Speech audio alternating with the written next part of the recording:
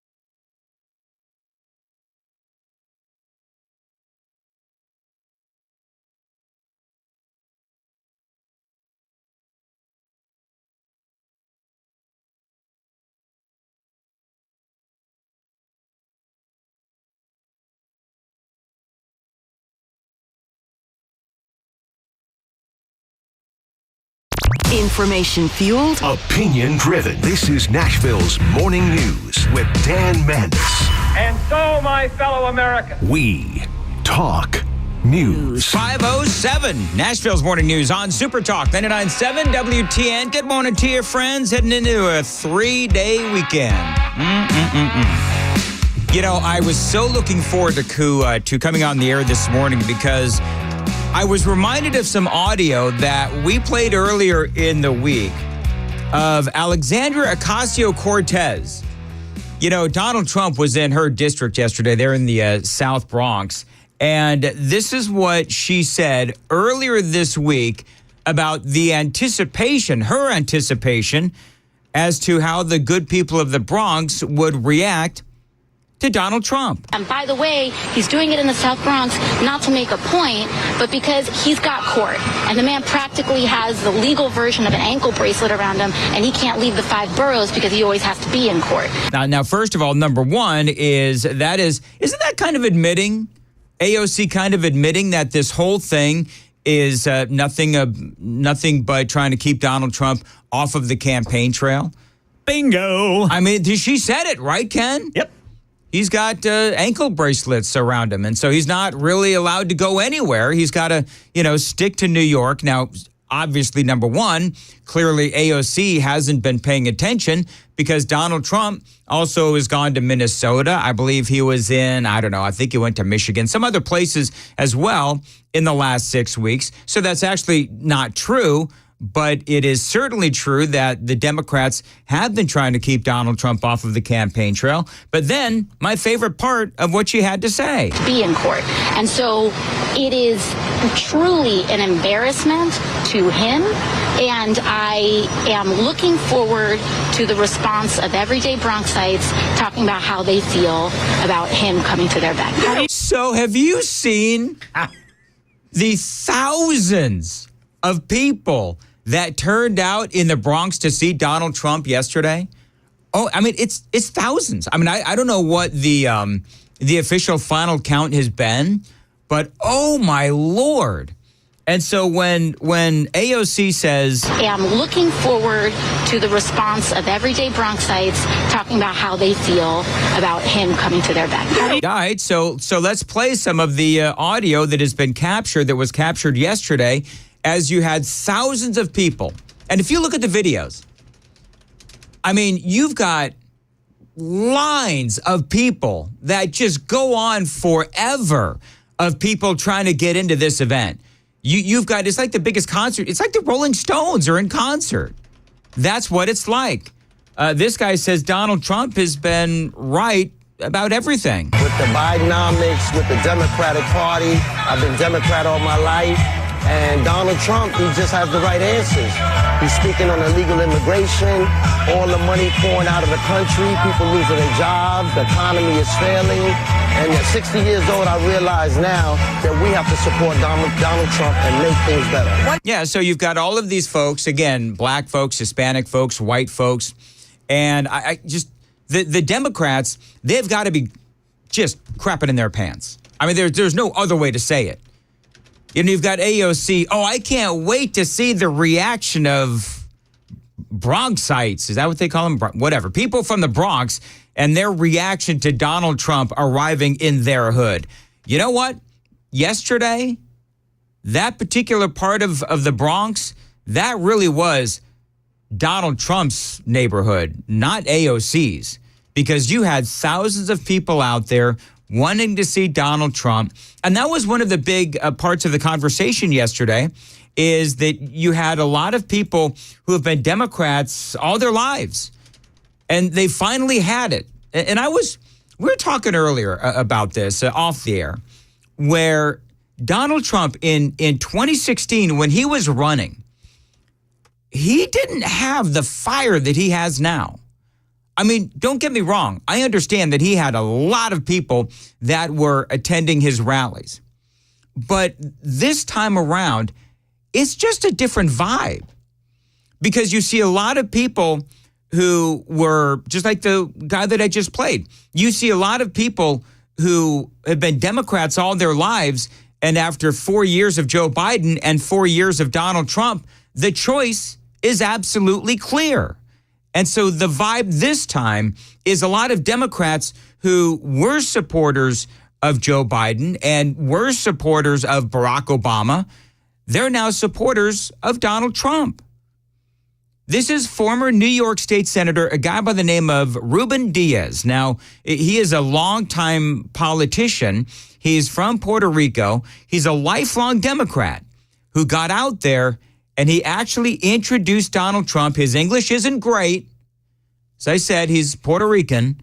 So his English isn't great. You've got to listen carefully, but his message was absolutely crystal clear. This Democrat, this black Puerto Rican with a kinky hair and a broken English, please accept my endorsement for you as a president. Thank you very much. And he said to Donald Trump, please accept my endorsement. And they shook hands and they hugged on stage in front of thousands of people. How bad was it? Well, CNN had to report that Donald Trump had a lot of fans in the South Bronx, and they tried to spin it, but there really was no way to spin it. One of the things that they tried to do was say, well, a lot of these people are following Donald Trump across the country. I don't necessarily know if that's true. I'm sure there are some people that attend these rallies regionally, but they had to admit, even on CNN, a lot of these folks, yeah, they're local. What was the crowd like and what kind of response did he get? Well, certainly a bigger crowd than I think Democrats would like to see, particularly given this is one of the bluest counties in the entire country. Now, one of the things that was interesting to me is that the Trump campaign said that they were going to micro-target to get people from the community to come to this rally. I wasn't sure what to expect. I've gone to a lot of these rallies across the country, and there are often people who travel hundreds of miles to see Donald Trump, and they're not necessarily part of the community. However, one of the things that I found was that there were a lot of people here that were actually from the Bronx. Yeah, look at that. That's CNN. I mean, that's not a Trump supporter.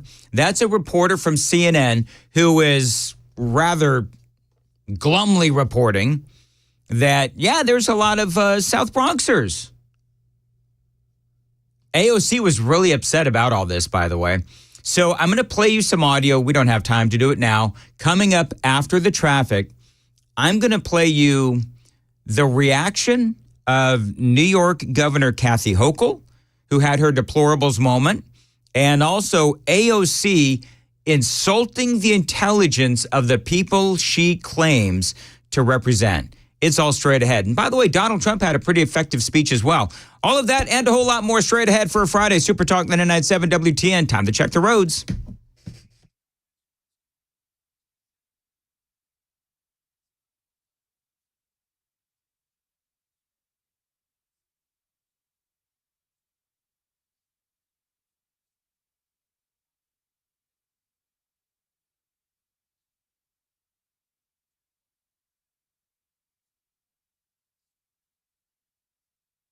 All right, thank you very much, Jack. Showers and thunderstorms today, a high of 82, and right now 67 degrees. By the way, it's going to be an interesting weekend. Partly cloudy on Saturday, storms overnight, a high of 85. Partly cloudy on Sunday, storms overnight, high of 89.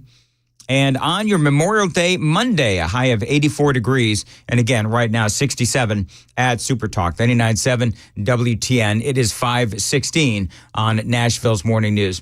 Going over some of the relevant storylines regarding Donald Trump and his visit to the South Bronx in New York.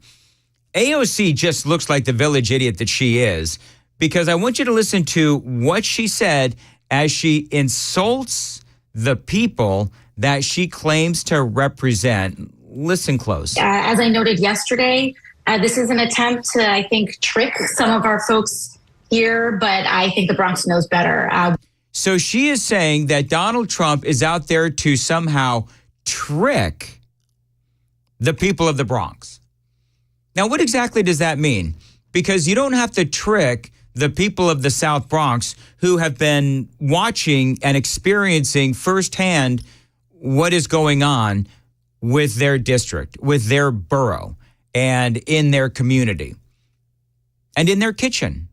When they go grocery shopping, the crime in the streets, the migrants that are coming to New York, the migrant crime, the crime by and large that has been happening. And a lot of these folks that were out there, they're saying that AOC has been non-existent. And now she's out there saying that Donald Trump is trying to trick the people of the Bronx. What exactly does that mean? Anyway, I would have to ask AOC. Now, the guy who was interviewing AOC, of course, didn't follow up because I think he's probably one of these AOC supporters. But, you know, my question to AOC would have been, well, what exactly does that mean? Because whether it's crime or prices or whatever it may be, the people of the Bronx have spent the last 3.5 years dealing with Joe Biden. And so here's the rest of that conversation. Again, this is AOC, and she is talking about how Donald Trump is trying to trick the people in the Bronx. As I noted yesterday, this is an attempt to, I think, trick some of our folks here, but I think the Bronx knows better. What we see here is that former President Trump has been in court. He has mounting legal fees, and a lot of this is about covering the increasingly precarious financial situation that he's in. Yeah, so it's about Donald Trump trying to trick the people of the Bronx so that he can get their money, so that he can pay off his legal fees. It's like, really, AOC? Is that what you're gonna do? Is that your story and you're sticking to it? Okay. AOC, everybody. Now, what about Kathy Hochul? New York Governor Kathy Hochul was on CNN, and she actually called Donald Trump and his supporters clowns. Well, I'll tell you, it won't make a difference at all, Jake, and that is for Donald Trump to be the ringleader of and invite all his clowns to a place like the Bronx. Wow. So there you go. Kathy Hochul calling Donald Trump supporters clowns. Now, the question is, does Donald Trump really have a chance to flip New York? New York has been blue. They haven't voted for a Republican president since Ronald Reagan, apparently, 1984. But you know what? You know what I like? Is that Donald Trump is taking the fight to their ground. Donald Trump is taking the fight to their neighborhood. That's what I like. He, again, went to Minnesota. Now he's in the Bronx, AOC's neighborhood. And so I love this. And by the way, and I shared this with you earlier in the week, where there's polling out there and there's political pundits out there that say that Trump could actually turn Minnesota.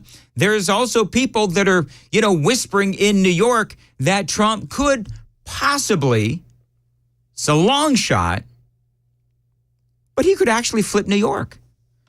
This is Kathy Hochul. This is what she had to say. Go ahead. Spend all your time you want in New York, because we'll be with Joe Biden, and Joe Biden's out there winning over the rest of the battleground states. Hey, she sounds drunk. Does she sound drunk to you folks? No, I'm serious. She's getting me fired up, Brother Dan. Oh, really? Whoo, that was fiery. So if you listen really closely, it's kind of like and I'm kind of fired up today, so I don't know. But she does. She sounds a little like she's a little slurry. Go ahead. Spend all your time you want in New York, because we'll be with Joe Biden, and Joe Biden's out there winning over the rest of the battleground states. She sounds like she's the drunk at the end of the bar. Well, Go ahead, I think Ken. she fired something up before she spoke. Oh, yeah?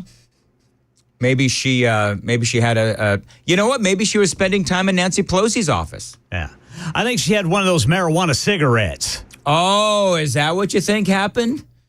Okay. Very good. Here's that point where she's talking about maybe she's seeing clowns in her mind because, she's been smoking the devil's lettuce. Well, I'll tell you, it won't make a difference at all, Jake, and that is for Donald Trump to be the ringleader of and invite all his clowns to a place like the Bronx. You know what? Oh, my gosh. She does. She sounds like Nancy Pelosi. I'm just realizing. Does she sound like Nancy Pelosi? Because, Pelosi is always, sort of in this state of slurring as well. And I swear, and I've done a lot of radio shows in San Francisco, people say that Nancy Pelosi is a drop-dead drunk. That's what they say in San Francisco about Nancy Pelosi. And when you watch Nancy Pelosi, when you listen to Nancy Pelosi, when you watch all of those mannerisms and how oftentimes she doesn't make a whole heck of a lot of sense, you swear that she's, been drinking. I don't know about Kathy Hochul. I just don't. But I'll tell you what, and I'm going to get into the numbers at 6 o'clock. There's polling out there that shows that Donald Trump could actually, believe it or not, flip New York. I don't know if that's a possibility or not. Listen, polls can say a million different things. Who really knows? And by the way, here's the other thing. I haven't even gotten to what Donald Trump said yesterday in New York. So we're going to get to that and a whole lot more straight ahead. By the way, the super text line is open, 615-737-9986, 615-737-WWTN. 522 on Nashville's Morning News. Ken Weaver, what's coming up in the news? Well, today's going to be another day where there will be strong, possibly severe storms pop up. And you got to hear what lightning did to people's homes across Middle Tennessee yesterday. Got a $25,000 reward now being offered for information in the murder of a decorated Fort Campbell soldier. That's coming up at 5:30 on Super Talk 99.7 WTN.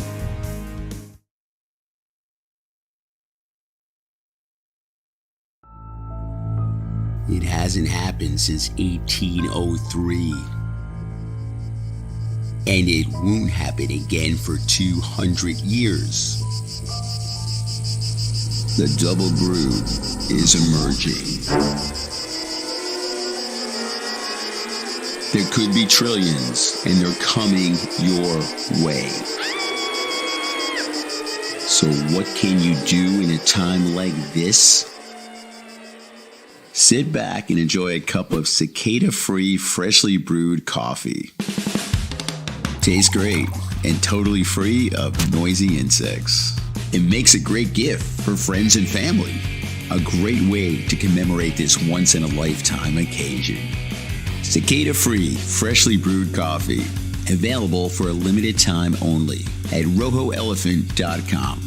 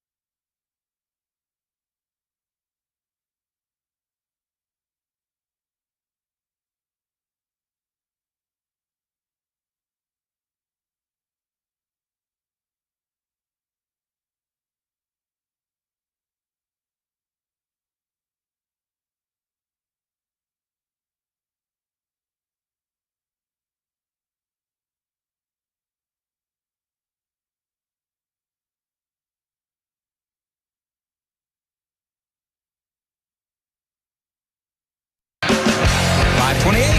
Nashville's Morning News on Super Talk 99.7 WTN. Good morning to you. The Super Text line is alive and well.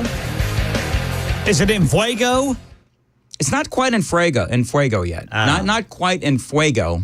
You folks got to step it up, man. I'm fired up. You guys got to start texting in. 615-737-9986. Got to get lit up like Kathy Hochul. Well, she sounds like she's, smoking pot. And from what I understand, I wouldn't know this myself, but from what I understand, when you smoke pot, it has the exact opposite effect of being in fuego. It's like, dude, isn't that what happens when you smoke? You're not on fire, you're baked. That's exactly what happens from what I understand when people, smoke the devil's lettuce. Is you're not on fire, you're baked. By the way, 2630 says, yes, Kathy Hochul does sound like Nancy Pelosi, right down to the denture sound. Okay. Let's see here. We've got, one woman says, I live in New York. Actually, it's a guy. We live in New York, and yes, Kathy Hochul is absolutely hated. Maybe she should go to the Bronx and talk about how she said black kids don't know what computers are. Oh, my gosh. Do you remember that? Yeah. Who can forget? Well, apparently me, and I have not been smoking pot. But yeah, you're right, Ken. You're absolutely right. It's so funny, too, because when you look at what's going on in New York and all that is going wrong in New York, I do believe that with their verbal missteps and all of the sheer crap that is going on in that state, I can see them going Republican. I mean, wouldn't that be something? Oh, it would. I'll get into the facts and the figures coming up. Talk about pearl clutching. Oh, my goodness gracious. So in the 6 o'clock hour, we'll talk about how some polling actually shows that Donald Trump could possibly, it's a long shot, could possibly flip New York. We'll have to wait and see what happens. That is coming up in the segment at 6:06 on Super Talk 99.7 WTN.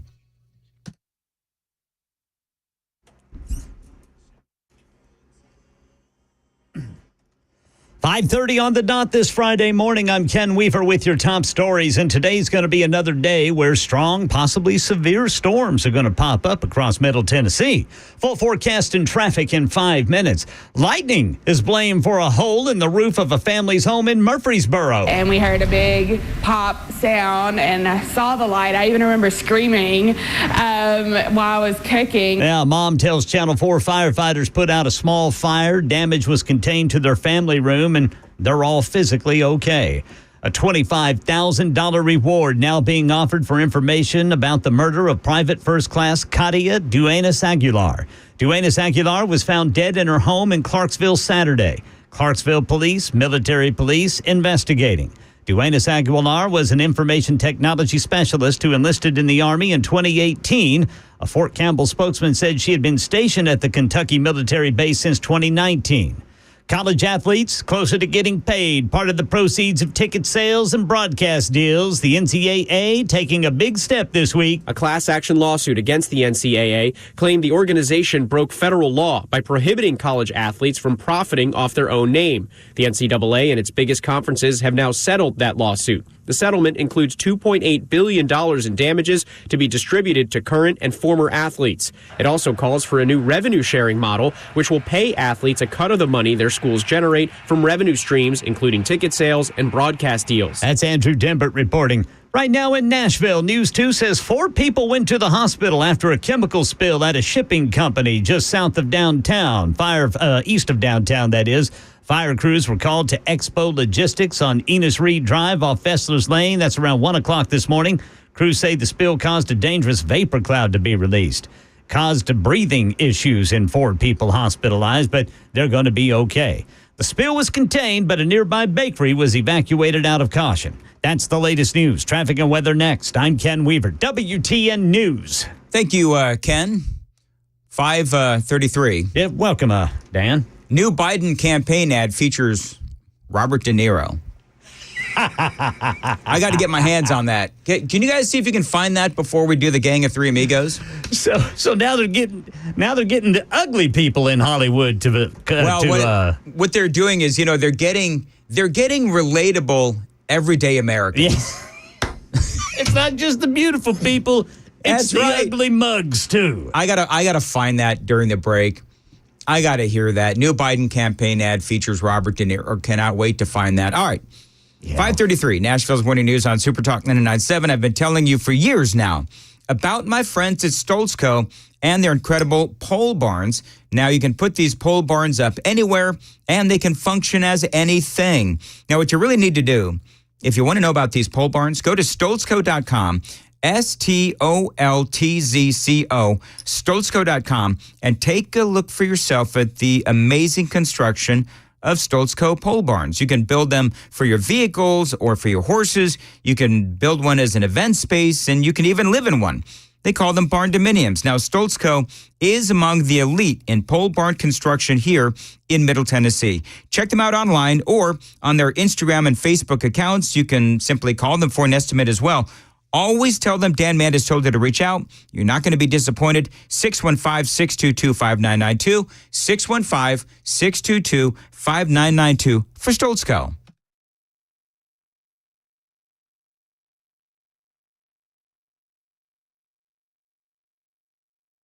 Hey, what's up, guys? This is Matt Murphy for Members Nutrition. I want to tell you about the Members Nutrition difference, and I want to encourage you to go over to the Members Nutrition website. Number one, they believe at Members Nutrition that they can sell vitamins and supplements at a lower cost point, and they're doing it every single day at membersnutrition.com. Number two, they want to make these products right here in the United States of America, not from some overseas company, and they do that every single day. I encourage you to go to membersnutrition.com. You'll get 50% off your purchase price at checkout. You don't have to put in any codes. Just go to membersnutrition.com. Once again, membersnutrition.com.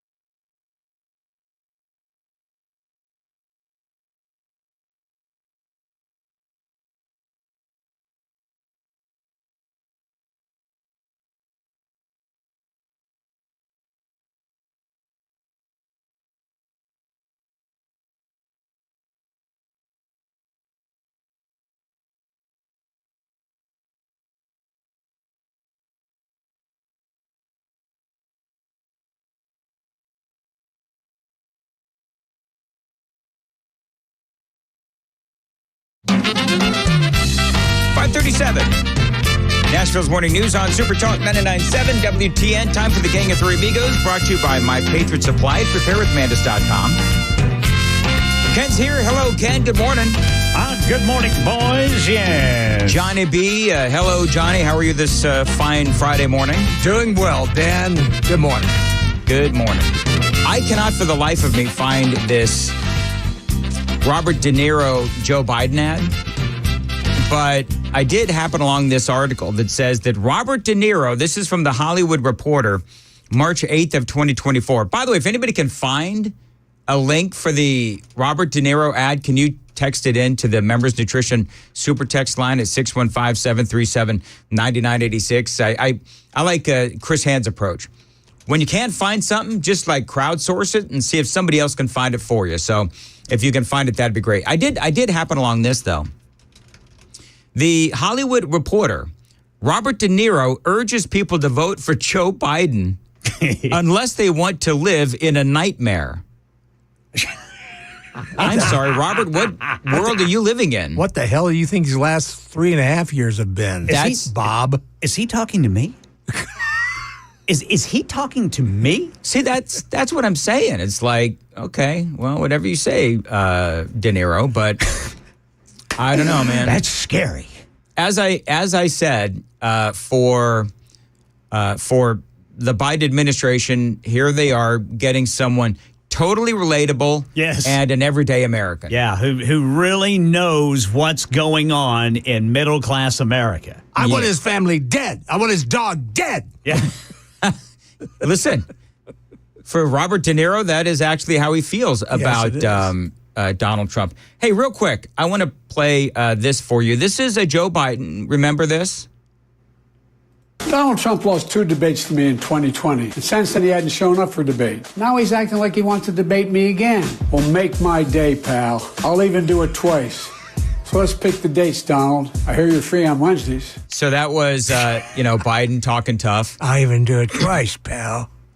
So, boy, I'll do it twice. Trump has now revealed that, and Ken, you and I were speaking a few days ago about how you weren't sure if it was a good idea for Trump to agree to all of Biden's terms. There's now another one. Apparently, Trump was on WABC last night, and he made mention that one of the other demands that Biden had was that they needed to sit down. Yes. Yeah. And so Trump has agreed to that as well. He thinks it's going to be dumb, but, Trump, his bottom line is, I want to debate. I want him to defend his, that's what I said. I want to see him defend his policies.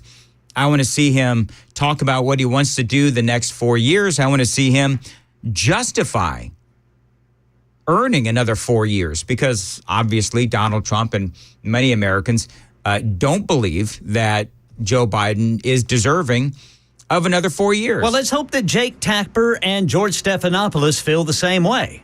Oh, yes. Yeah, well, I'm pretty sure that, let's see, it was fake Tapper. And Dana, somebody came up with Dana Trash.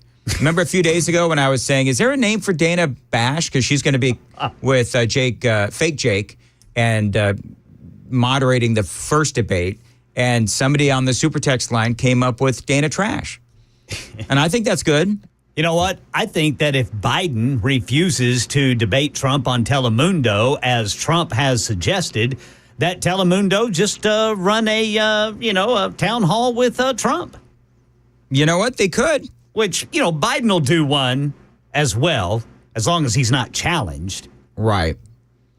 Hey, by the way, in all seriousness, apparently that the traffic to the airport is a nightmare right now. Have you looked at the traffic? Is that is that what Robert De Niro says?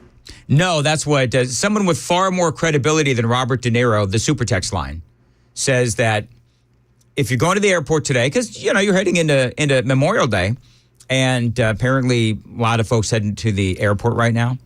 Yeah, that's pretty much every holiday. Yeah, it is. And I got to tell you, our airport has it has gotten really bad. I mean, I don't know if I drive by the airport, every day, to and fro. And when I'm coming home, typically when I'm going home on a day like today, the traffic is backed all the way onto 40. I'm not seeing anything too bad, too out of the ordinary there around the airport right now. All right, very good. By the way, Johnny, you're getting a lot of kudos on the F&M Bank chat line. Would you like to share for the class what the title is for today's webcast? Well, give me a second here, Dan. We can do it far better. Oh, okay. I'm sorry. I wish I'd known you were going to do this. Well, that's okay. I'll just do this. And, hey, it's Friday. That Nashville's was morning news. Okay, so that's what you brought to the table as far as the intro. People are actually giving you a lot of kudos on the F&M Bank chat line because I'm going to be honest with you folks, I rarely look at the F&M Bank chat line because I don't like to see myself. That's the thing. But apparently you're just nailing the intros. I mean, every day you come up with something. They like them, do they? Something really good. Oh, good. Intros or titles? Titles. Whatever. Whatever it is, man. I don't know. By the way, I'm kidding. I'm not telling people, I don't recommend ever, smoking the devil's lettuce. We were talking about this earlier. And people said that, we need to, start smoking it so that we can speak with some experience. Now, all right. Well, who's buying? That'd be my thing. Yeah. We can't afford the devil's lettuce. I've done enough devil's lettuce, so I don't need any more. And we can't afford it. It's gotten too expensive. That's exactly right. We can't afford it. No. And even if I could, I wouldn't do it. Really? Shut up, Ken. Hey. It's Friday. Do you know that Amy said, why did you do that? She did. She said she was driving to Murfreesboro. She had a thing yesterday, and she's driving along, and she's like, why? Why did you do that? And I said, I don't really know. It just, these things come to me. Yeah, it was impromptu. She said she said that she, did she make it to interesting. No, Murfreesboro? somebody on the super text line says, good morning, guys. I happened to see Mrs. Mandis out yesterday. Ah. She said, whoever this is, it took all I could do to not say, hey. Can you imagine? Somebody walks up to my wife out in the middle of nowhere. Hey. Yeah. She says my wife, Amy, says she almost ran off the road choking on her coffee as she's driving along. I'm sure, I'm sure in those moments, Amy is thinking, yep, I'm so proud of my husband. He's crushing it. Oh, come on, honey. Do the voice. That's the best Dan Mandisism there has ever been. It really is. It's great. Hey, 0972, Dana Bash Trump. Oh, there you go. Yeah. What do you guys like better? Dana Trash or Dana Bash Trump? I like Dana Bash Trump. Yeah? Because that's what she does on a daily basis. Yeah. Hey, we have often spoken about the stupidity of diversity, equity, and inclusion, right? Listen to this headline. If this doesn't terrify you, I don't know what will. Half of UCLA medical school graduates, I'm going to repeat this. Half of UCLA medical school graduates cannot pass basic competency tests. And no one dares question it. This is from a red state.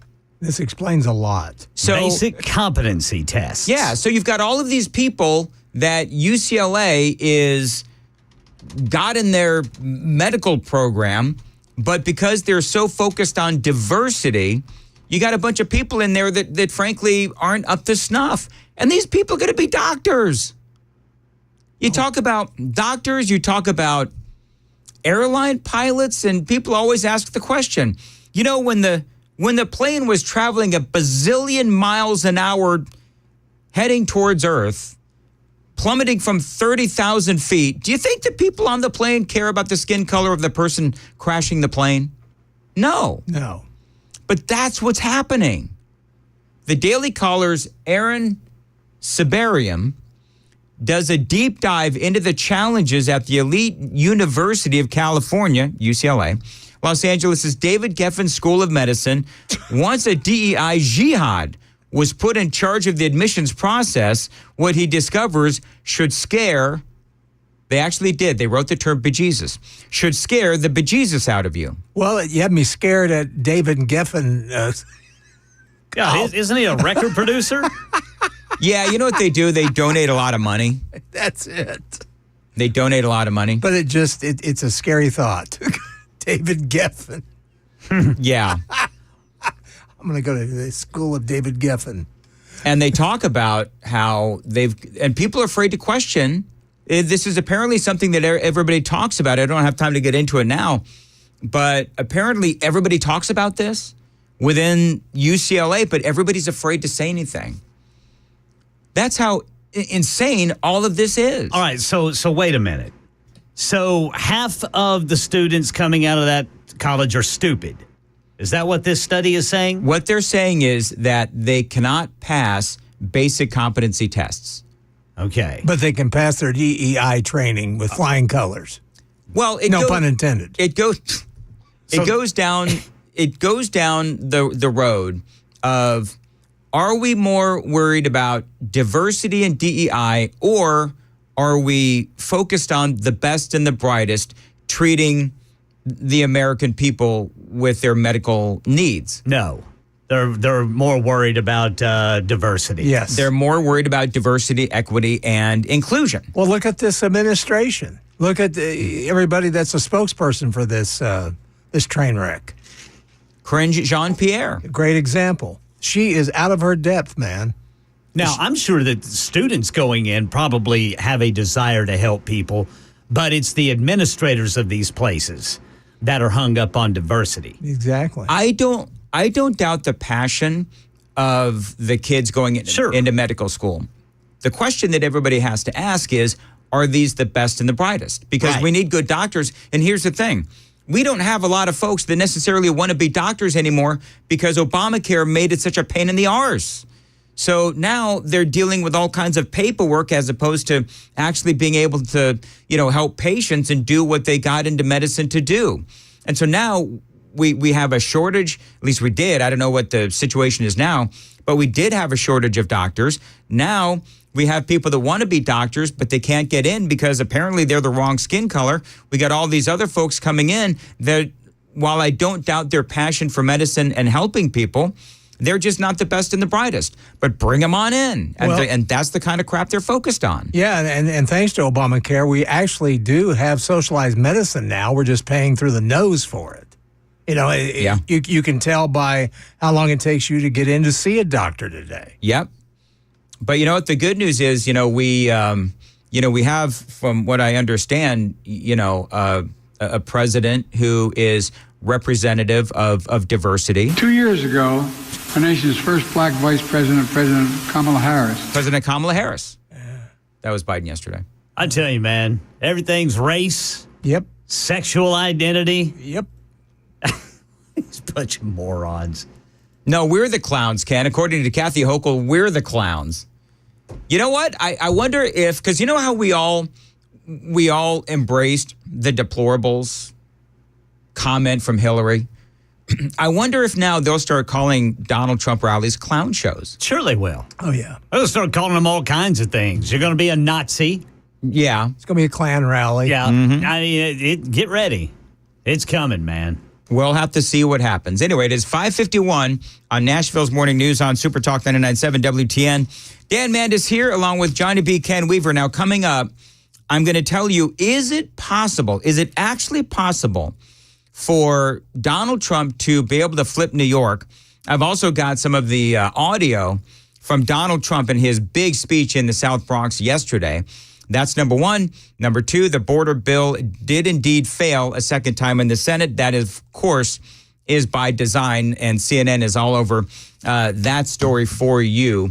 And a couple of other things. Andy Ogles, remember the whole story, and this broke earlier in the week. I think it was on Wednesday night, Thursday morning, whenever it was. I didn't cover it yesterday because I had a lot of other stuff going on. But Andy Ogles Remember the whole story with Andy, and this goes back a couple of years now, where the congressman was questioned about how in the heck did he loan his campaign $320,000 because he didn't have the assets to back that up.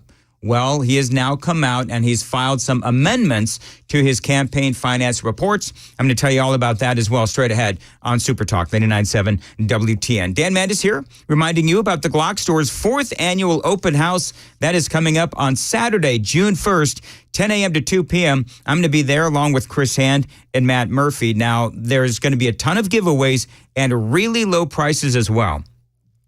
These prices are going to be so low that I can't fit them into a 60-second commercial. But what you can do is you can sign up for an email alert at glockstore.com/OH24, and you can get the skinny on exactly what is going for what. And we've got a lot of firearms and a lot of ammunition, and a lot of these things are going to be at really low prices. And so you can get first dibs and first knowledge of what is being sold at really low prices. As a matter of fact, you want to do some Father's Day shopping for your 2A loving dad or your husband, think about the Glock Store in Nashville and their great 4th annual open house. Again, Saturday, June 1st, 10 a.m. to 2 p.m. Remember the web address to get the inside scoop on all those guaranteed lower prices, glockstore.com/OH24. The Glock Store's 4th annual open house, minutes from the airport and worth the drive from anywhere, especially on June 1st.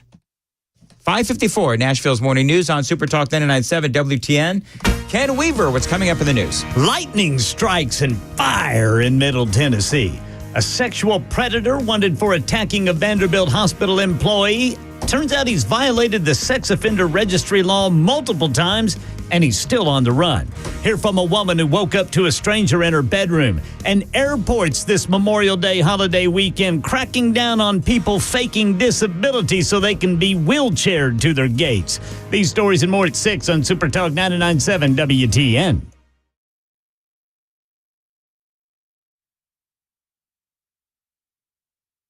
I do everything from scrubbing cages to asking people for donations to answering the phones and helping facilitate getting animals to the rehab. I'm there on the weekends, up there taking care of animals with the team. You got a great team there. It's a small team, but a great team that works together. And I started about 20 years ago. My dear friend Carol Burgess founded Harmony in Fairview. Okay. And we decided to reopen it in West Nashville. And we are rocking along. Lots of animals. One of the primary calls that we get are, I found a bird, it's on the ground, what do I do?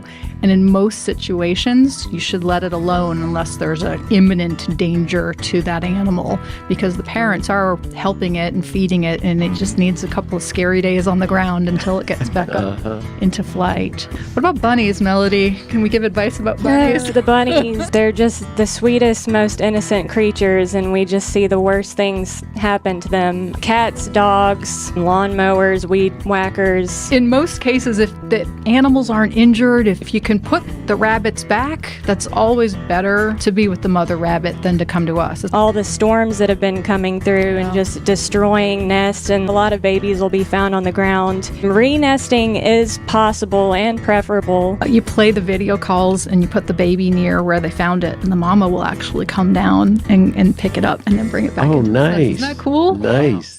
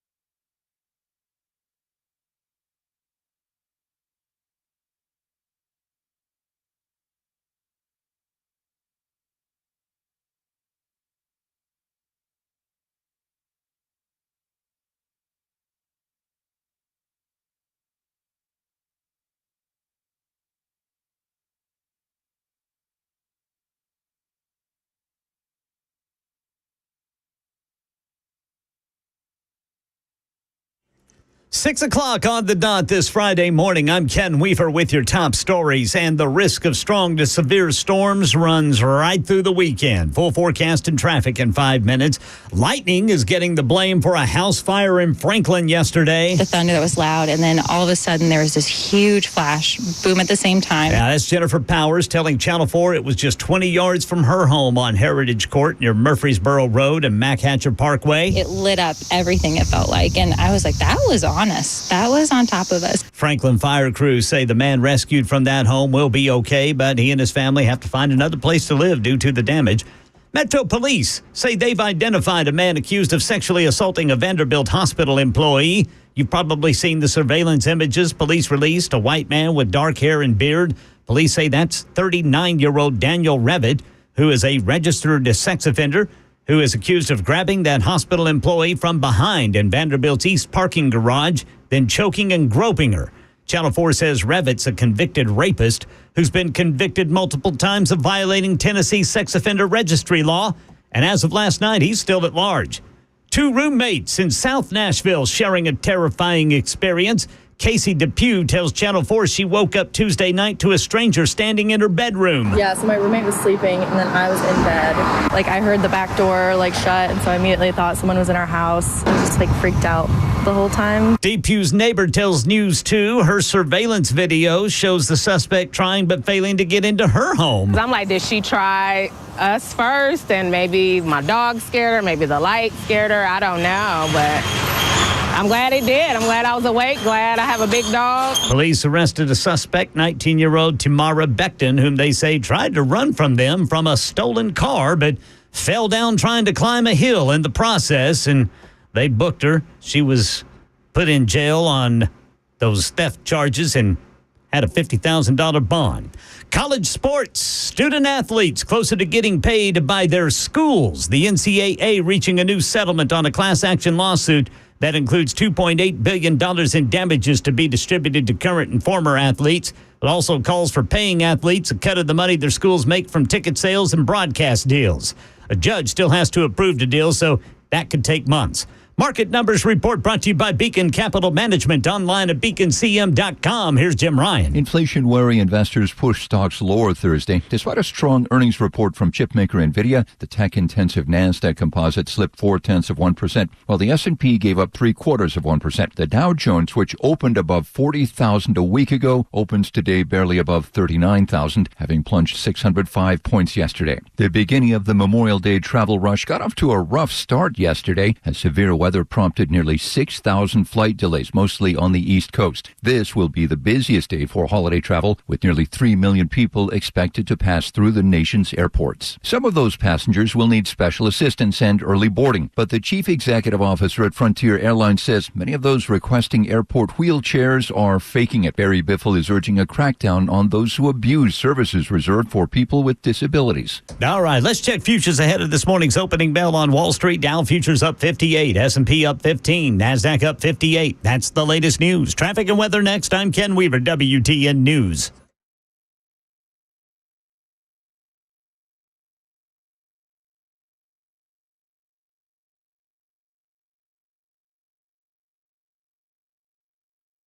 Hey, it's Dan Mandis, and I am so glad that California Closets has fixed my closet catastrophe. After exact measuring and planning, they came over and got to work. Yeah, once it was all plotted out on their 3D CAD system, the pieces are measured, cut, and precisely installed into my space. It was clean, fast, and professional, and above all, my new closets look and function great. Now, this was my dormer, and now this is my new dormer thanks to California Closets. Look at all of this added space for shirts and shoes, you name it, and it is cut so precisely, simply amazing. And my old closet that has now been reborn as the ultimate in style and functionability, making the best use of the space that I had. They can work on just about anything: bedrooms, garages, home offices, closets, pantries, and so much more. Find them online, CaliforniaClosets.com, and see what they can do for you. You can schedule a free design consultation. Mention my name, CaliforniaClosets.com.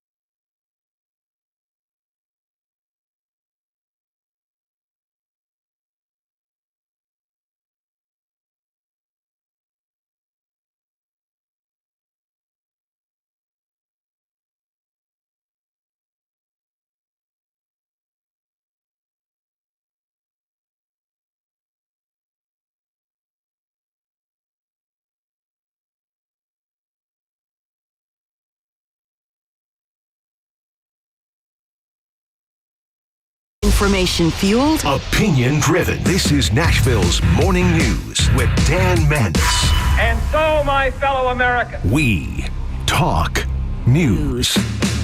6:07, Nashville's Morning News on Super Talk 99.7 WTN. Well, the Daily Mail has a kind of sort of official number as far as Trump's trip to the Bronx. 25,000 people apparently were turned out to see Donald Trump in the Bronx. Now, if you have been anywhere near the internet, you've seen the videos and you've seen the photographs, just a massive turnout right there in AOC's district. I'm looking at some of these photographs from the Daily Mail article on this, and they do say, number one, you got 25,000 people there. But as I noted in the 5 o'clock hour, I mean, you've got... I dare say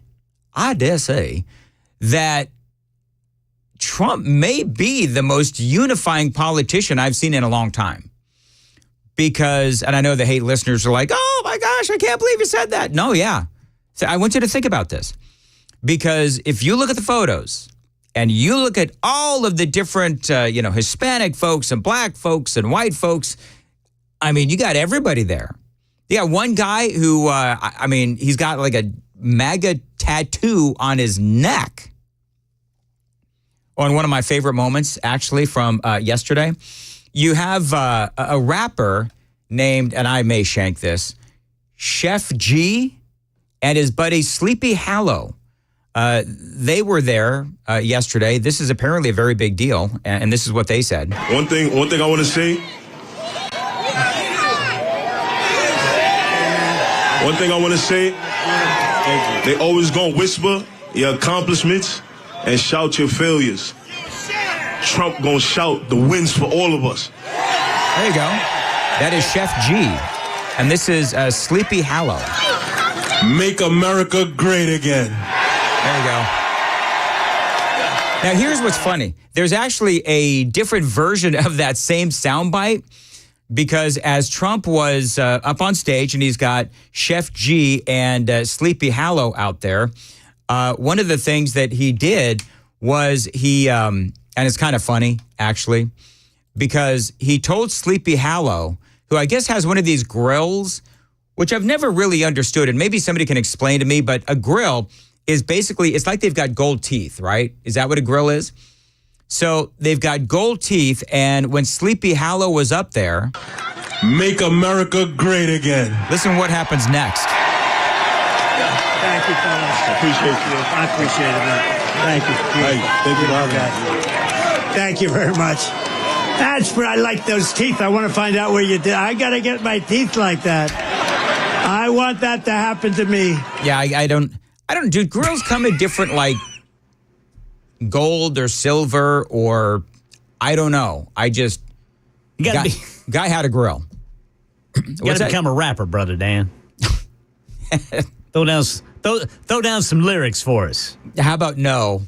But thank you, Ken. I could try to do a version of hey, hey, hey, hey. That sounded real white. Throw down some lyrics for us. Sure.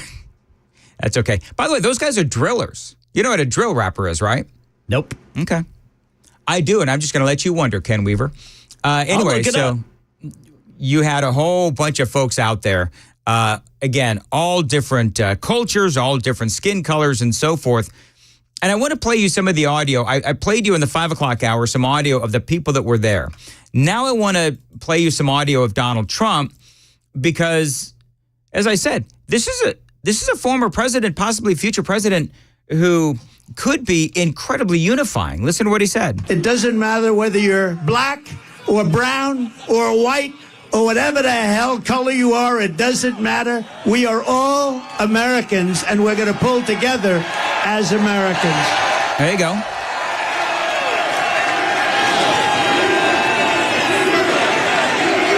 $25,000 people. Now listen to this. Because you got a lot of people that are out there saying, oh, there's no way that Donald Trump will be able to flip New York. Well, Forbes and some other places and some polling begs to differ. This is from Forbes. There's polling showing that Trump is doing actually really well in New York. Thank you very much. Now, Biden is up by 9 points in the various polling. But this Siena poll shows that he beat Donald Trump by 23% in 2020. In 2024, Biden is only up by 9. And so we're seeing that all across the country, where Biden did really well in some places, some of the more traditional places. But here in 2024, Biden is losing a ton of support and Trump is going up. So this is from Forbes. President Joe Biden has lost a significant share of support in the Democratic stronghold of New York, according to a new survey that shows him beating former President Donald Trump by just 9 points. A warning sign as the president struggles in crucial swing states, and a surprise result that comes as Donald Trump hosts that rally in the deep blue Bronx. New York hasn't voted for Republican presidential candidate since Ronald Reagan in 1994. And again, you had 25,000 people out there listening to unifying messages like this. Very simply, Joe Biden puts illegal aliens first. I put America first. I put America first. You know, it is interesting, thinking back to Chef G and Sleepy Hollow. I think Trump has some street cred that he didn't have before. Do you know what I mean? I think that there's a lot of Americans who are looking at the attacks that are being made against Donald Trump, the persecution of Donald Trump, and they're looking at that and they're realizing how incredibly unfair it is. And so you couple that, I said in the 5 o'clock hour, and I'll repeat it here, Trump seems to have a swagger right now that he did not actually have in 2016 during that campaign. And I think the reason is because, number one, he's got a much more diversified audience, folks coming out to his campaign events. You've got all kinds of folks that are out there and, different skin colors and cultures and so forth. So that's a big one. And number two, we've got 3.5 years of Joe Biden under our belt. So Trump has a swagger, and I would say with all these rappers, a street cred that he didn't have before. Now, I've been on the Trump train for years, obviously, as you folks know, and I acknowledge his faults, but I also acknowledge his incredible policies. He said a lot of good things yesterday in New York. I've got a couple more audio bites for you. Then I'm going to play Joe Biden and how Biden sounded yesterday. The difference is night and day, and it's all straight ahead. 6:15, time to check the roads on WTN.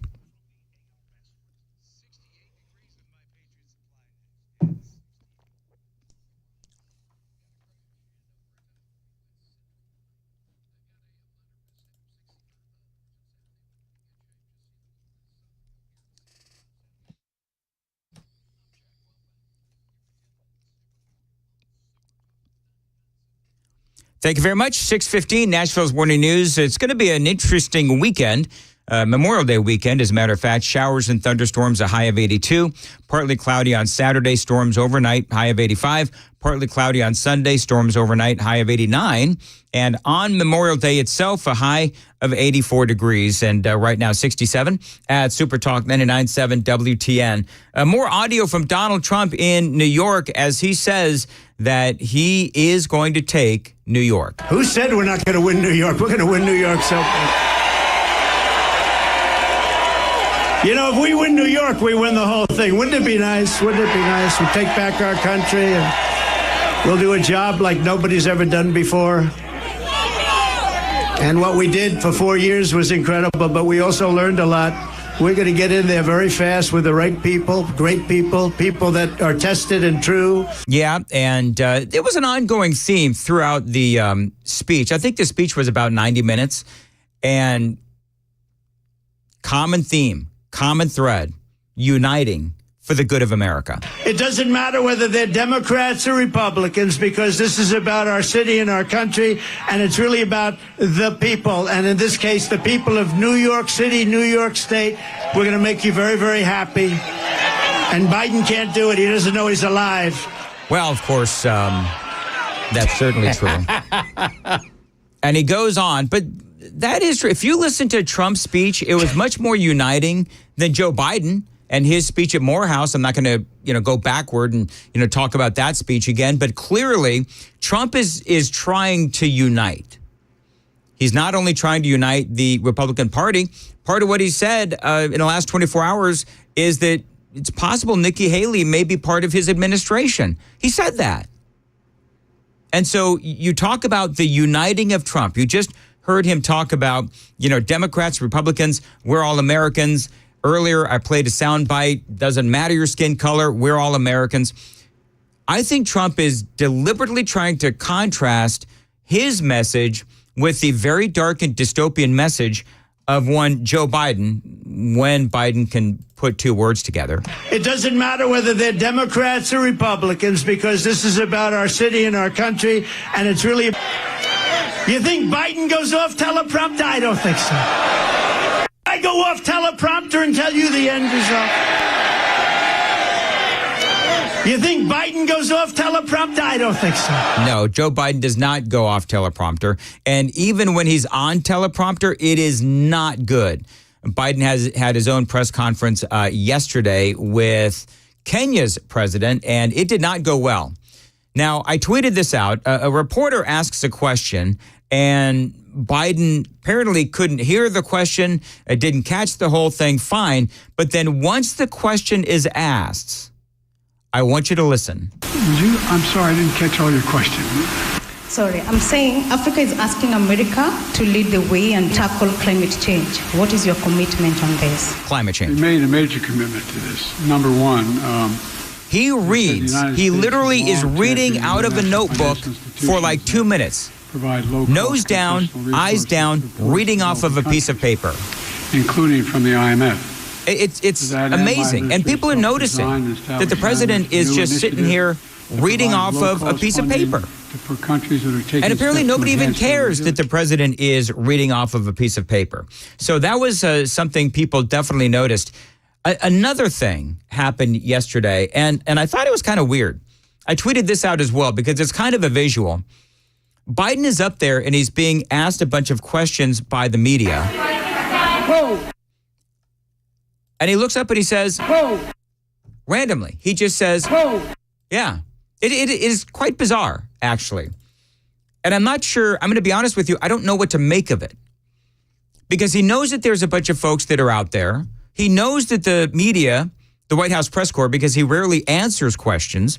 And so he knows that there's going to be questions thrown at him. Whoa. And he just says, whoa. And I don't really understand why he did that. So go look at it, and maybe you can explain it to me. You can follow me on Twitter at Dan Mandis Show. And there is also, of course, the moment where he got lost during his own press conference. Okay, next. Do I ask the next question as well? He's asking permission. What exactly is it that I'm supposed to do here?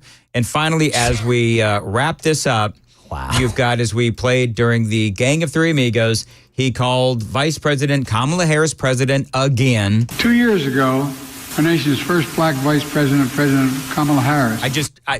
So when Donald Trump says, could Joe Biden go off of the teleprompter, even when he has, all of these teleprompters around him and, the instructions and the script in front of him. And why do he still doesn't do very well. And why do you have to call her the first black vice president? Well, we've been talking about this for 3.5 years because it is all about skin color. That's all that matters. They're just not getting it. No, they're not. I mean, I would say to Biden, if you're really concerned about skin color and all that, go take a look at Donald Trump's rally in the Bronx that was attended by 25,000 people of all skin colors. You want to talk about a uniting figure in America? That, my friends, is Donald Trump. And listen, I know that I sound like a commercial for the former president. This is a major news story, regardless of the fact that, which, by the way, I've got a CNN on. I don't even know if they've even mentioned the Trump rally in the Bronx. No. But it is a big news story because of all of the other news stories surrounding it where Donald Trump could actually, according to some, flip New York, and that is a big deal. 622 on Nashville's Morning News on WTN. Dan Mandis here. I never really considered myself a prepper, but I do consider myself a guy who does care deeply about his country and his family, and that is why I order emergency food from my friends at My Patriot Supply at preparewithmandis.com. Now, we all know that America is vulnerable. We've got the likes of China, Russia, North Korea, always threatening our infrastructure. So, yeah, we are vulnerable. That doesn't mean that you have to be. Order emergency food from My Patriot Supply at preparewithmandis.com. You, my friends, are ready for anything. Now, My Patriot Supply has helped millions of Americans get ready for the worst. And right now, they've got the best deal. Their 3-month emergency food kits are $200 off. That means that you can stock up because they're $200 off each. And you can save big time at preparewithmandis.com. It does last for 25 years, and there's a lot of variety. You don't have to be a prepper to be prepared. Protect your family with emergency food from My Patriot Supply. 3-month emergency food kits, this month only, $200 off each. So stock up today. Preparewithmandis.com. That's preparewithmandis.com. It is 623. Ken Weaver, what's coming up in the news? Well, the strong to severe storm threat lingers, and lightning is blamed for sparking house fires in Middle Tennessee. There is now a cash reward offered for information about the murder of a decorated soldier stationed at Fort Campbell. College athletes closer to getting paid, part of the proceeds of their school's ticket sales and broadcast deals. And a hefty fine for running an unlicensed cannabis shop and handing out free samples. Details at 6:30 on Super Talk 99.7 WTN.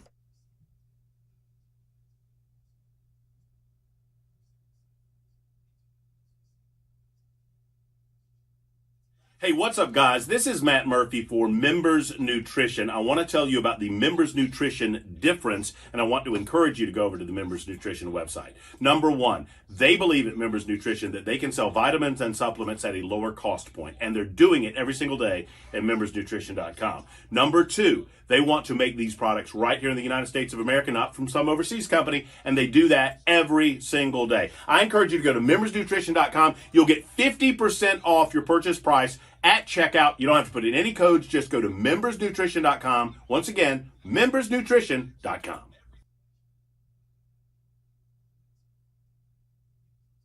The guaranteed offer is the easiest way to sell your home. It's really simple. We bring you an all-cash offer. You close in as little as 21 days.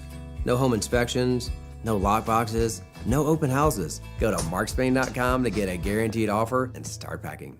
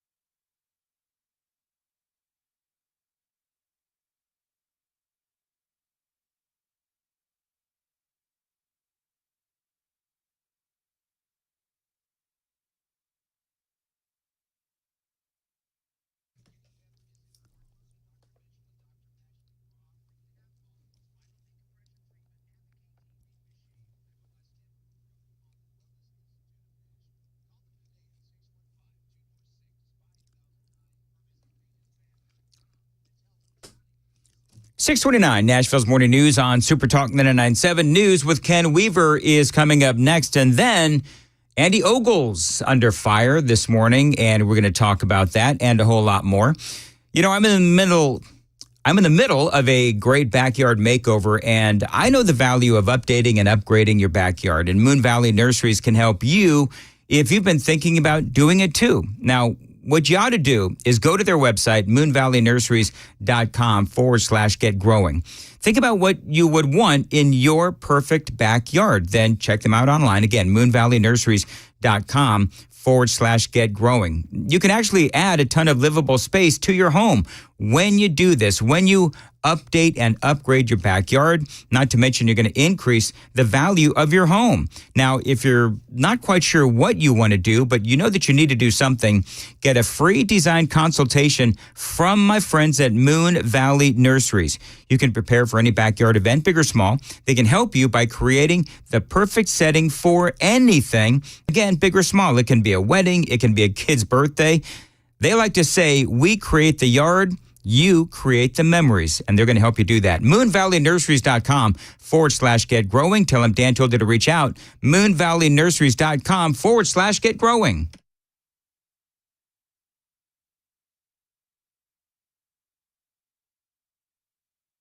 .30 on the dot. I'm Ken Weaver with your top stories. Strong to severe storms to pop up again today in Middle Tennessee. Full forecast and traffic in 5 minutes.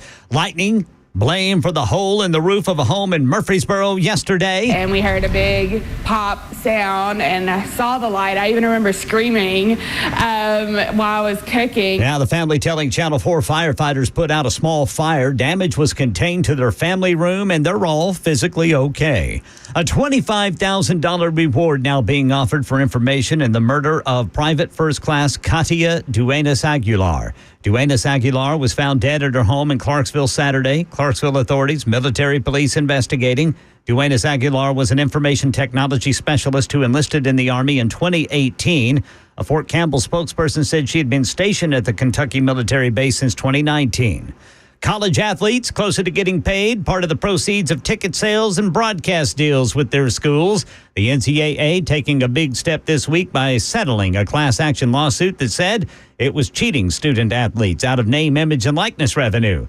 Justin Williams is a senior writer for The Athletic. Tells ABC News, while this will greatly impact many powerhouse programs, schools at every level will still feel some impact from this new model. Power conferences are the ones who will be able to opt into the revenue sharing model, but all conferences within the NCAA are going to be impacted by this because, again, there will be those revenue withholdings from the NCAA that are going to go towards the back pay damages. A judge still has to sign off on this $2.8 billion settlement that could take months. That money to go to current and past athletes. A hefty fine for the owner of unlicensed cannabis shops who says he gave away free samples. The owner of 7 unlicensed marijuana shops in northern New York State, whose promotions included an Easter egg hunt, has been fined more than $15 million for repeatedly ignoring notices to stop operating.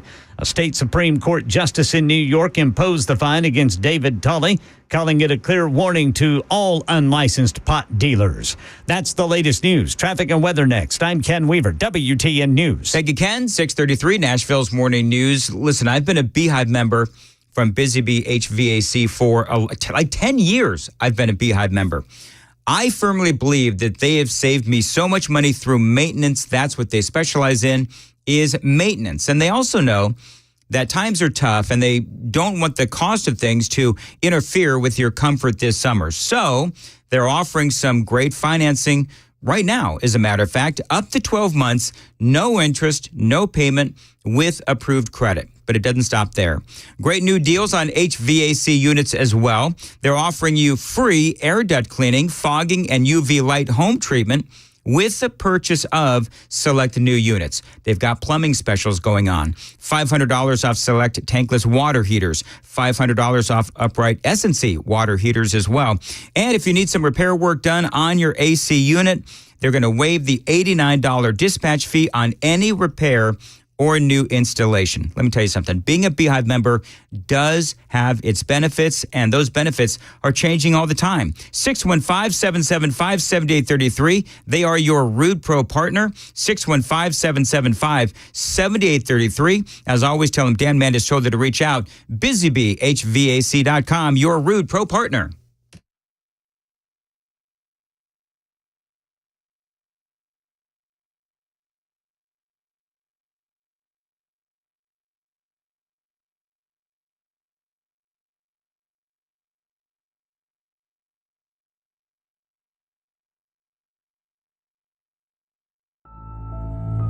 It hasn't happened since 1803. And it won't happen again for 200 years. The double brew is emerging. There could be trillions, and they're coming your way. So what can you do in a time like this? Sit back and enjoy a cup of cicada-free, freshly brewed coffee. Tastes great and totally free of noisy insects. It makes a great gift for friends and family. A great way to commemorate this once-in-a-lifetime occasion. Cicada-free, freshly brewed coffee. Available for a limited time only at rohoelephant.com.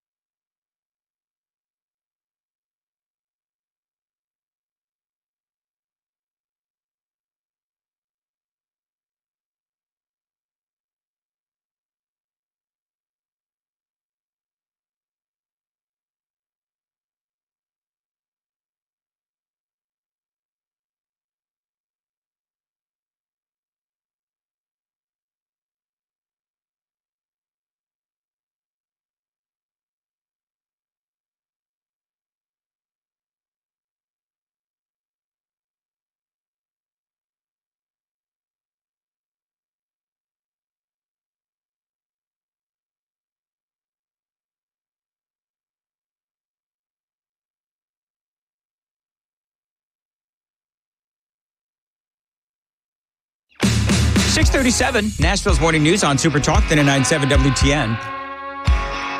Enjoying my back and forth with 6988, who says, hey, you need to call out your buddy Andy Ogles. And I'm like, I'm doing it this hour. He hits me back and he says, you have to do it. You have to call him out. And I said, well, he's not my buddy. He's like a newsmaker, so I have him on the radio. And he says, well, you like him. Just saying, he says. And I said, I like everybody. I don't know what the... And then he says, my fly is open. And you know what's funny? He made me check. So 69-88 gets scoreboard today because he made me check my fly. But, you know, that's kind of funny. That's part of what I find interesting. You know, ever since I had Phil Williams on the show, and Williams does something that somebody doesn't like, you know what they do? They call me up and they say, hey, your buddy Phil Williams did. Yeah. He's not my buddy. I was like, folks, just because I might have somebody on the air and we talk and we have good conversations Doesn't mean that I'm their buddy or that, I'm their buddy or they're my buddy. No, it means that I like to have newsmakers on. Andy Ogles is a sitting congressman. So I have him on the air, had him on the air all the time. Now he ghosted me like a week and a half ago, and I'm wondering if this is why. Remember, I had him all set and queued up for an interview, and then he just gone. His people just gone. I can't get much of a reaction out of them these days, phone calls, texts. And this may be why. So you remember way back when Congressman Andy Ogles, he was questioned about how it was that he loaned his campaign $320,000 when he didn't actually have that kind of money. Well, there's an update this week. And by the way, my buddy Phil Williams did the story. Totally kidding. By the way, I want calls on this. 615-737-9986. 615-737-WWTN. And 6988 is he said, I know what you're going to say. You're going to say he's a good conservative. I'm asking what folks believe. I'm asking folks from the Fifth what you think about this story with Andy Ogles, because he is a good conservative. At least that's the way that he votes. I mean, I didn't look up his Heritage Action score before I opened up the phone lines and started this segment, but I know that it's well into the 90s. And so does this, and I'm going to tell you what's going on, but does this story matter to you? This is all over the place this morning. Tennessee Congressman Andy Ogles has now filed 11 amendments to his campaign finance reports, acknowledging that his claims for the last 2 years to have loaned $320,000 to his campaign were not true. On the 11 amendments filed with the FEC, revising reports dating back to April of 2022, Ogles says that he actually loaned his campaign $20,000 instead of the $320,000 that he had previously claimed. The question is, why would he do this? And nobody really seems to know. But Channel 5 frames it like this. And I've spoken to several people about this story.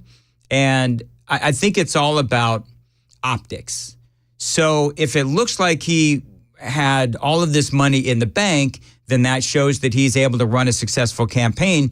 And so if you've got a lot of money in there, then that encourages others to give. Channel 5 frames it like this. Why would Ogles report a loan that he never made?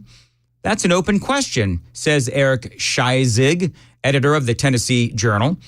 Telling News Channel 5 investigates, his $320,000 loan is something that has been sort of floating around since almost the minute that he joined the campaign. People have been wondering about this $320,000. This has been a big question for folks. Scheizig noted that Ogles originally told reporters that he had lots of cash with no loans at a time when he was trying to portray himself as a serious, well-funded candidate. Kind of goes back to what I was saying. At that point, he was able to send signals to outside groups and others to A, back him, or B, stay out of the race and not back other candidates because Ogles was likely to win. Now, he was on the air with me way back when, and I'll be honest with you, I don't remember what he said about this. But my question for you is this. I'm going to read you his statement, but here's what I want to know from you. 615-737-9986. Andy Ogles, by and large, he does vote the way that the vast majority of the WTN audience wants him to vote. He votes the way that I want him to vote.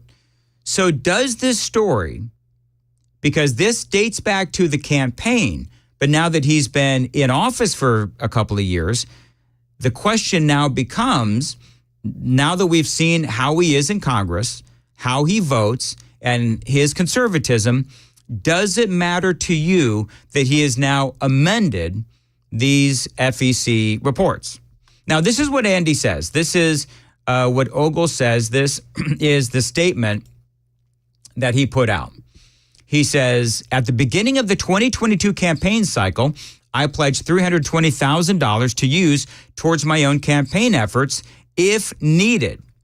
He says, I'm not a wealthy man who can self-fund the millions of dollars needed to run a congressional campaign. I'm a grassroots representative, and I pledged everything I own to run for the honor of representing Tennessee's 5th Congressional District. The $320,000 pledge comprised several documented assets, including bank and retirement accounts, which I was ready, he says, to personally risk for the chance to fight for Middle Tennessee. While we only needed to transfer $20,000, unfortunately, the full amount of my pledge was mistakenly included on my campaign's FEC reports. The amendments we filed were done in consultation with attorneys and FEC reporting experts to begin the process of ensuring my FEC reports and financial disclosures accurately reflect the circumstances of my original pledge. Andy Ogles saying, I will always be a representative of the people, and I will never stop fighting to champion their conservative cause. So that's what Ogles says. And here's the deal. I'm not a lawyer. I'm not a politician. I'm not well-versed on all things FEC. That sounds plausible to me, but I don't know. There's probably people a lot smarter than me that are going to say, oh, that's a bunch of BS. And you know what? It could be a bunch of BS. But that is Andy's statement, and he's sticking to it. And listen, we got an election coming up. So whether or not you believe him or not, it's up to you. But I do want to know what you think. 615-737-9986, 615-737-WWTN. It is 6:46. Time to check the roads on Super Talk 99.7.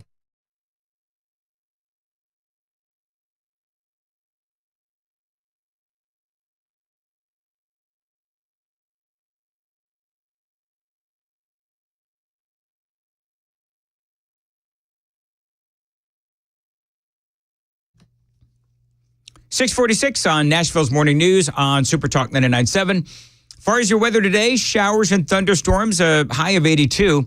Partly cloudy on Sunday, storms overnight and a high of 85. Partly cloudy on Sunday, storms overnight, a high of 89. And partly cloudy on Memorial Day and a high of 84 degrees. And right now it is 67 at Super Talk 99.7 WTN. You know, just as I suspected, apparently nobody cares about this story. Because not one person called. And you know that the 6 o'clock hour is our highest rated hour? And not one person called about the whole Andy Ogles thing. Do we know, Johnny, if the phones are actually working? See, I'm wondering if they're working because I could not get them off hold. It would not respond to me. Oh, really? No. Pot it up. Pot up the phones. I'm going to see if I'm going to see something. Oh, that's working. Yeah. So listen. If nobody cares about this story, then I think if I'm Andy Ogles, then that perhaps is a good sign. But I know how we can test. You know how we can test the phones? Oh, there's a phone call. All right. Grab that phone call, Johnny. This is so humiliating. Hey, Ken, how are you? Hopefully it's not a bill collector. No, because we don't have any money. I'm doing good, Brother Dan Mandis. How about yourself? Well, I'm glad I'm not Andy Ogles. Here come the phone calls. Why do I have to beat people into submission, begging for phone calls? Maybe you pushing that button fixed it. Oh, you know what? I think you took it off hold. That's because I'm not real handy when it comes to fixing stuff. But if that's all I needed to do, cool. Scott is on line 1 on WTN. Hey, Scott. You know what? Yes. I actually didn't want to talk about Andy Ogles, if that's okay, and bring up another topic. Okay. I reserve the right to say no, but go ahead. Okay. There's something going on in Middle Tennessee that I think the news needs to look at. And what that is I've had to go to traffic court in 2 different counties. One a while ago in Rutherford County, another one in Williamson County. When I was in there were a lot of what I would assume would be illegal immigrants that were driving with no driver's license and no insurance. And when they were called on the docket, the judge would say, well, we can take care of this today if you pay. It was around about close to $300 fine. Oh, So they would go pay the fine and leave. Okay. Okay. When I went to court in Rutherford County, both tickets were dismissed, but I asked the judge, I said, Your Honor, I have a question for you. I've been sitting here for 2 hours, and I've seen people that were driving with no driver's license, no insurance, and I saw them drive in here. And they just had to pay a fine, and they left. I said, if I leave here today and one of these people runs into me and kills me, will my family be able to sue Rutherford County and hold the county liable for just letting them pay a fine and go? What did the judge say?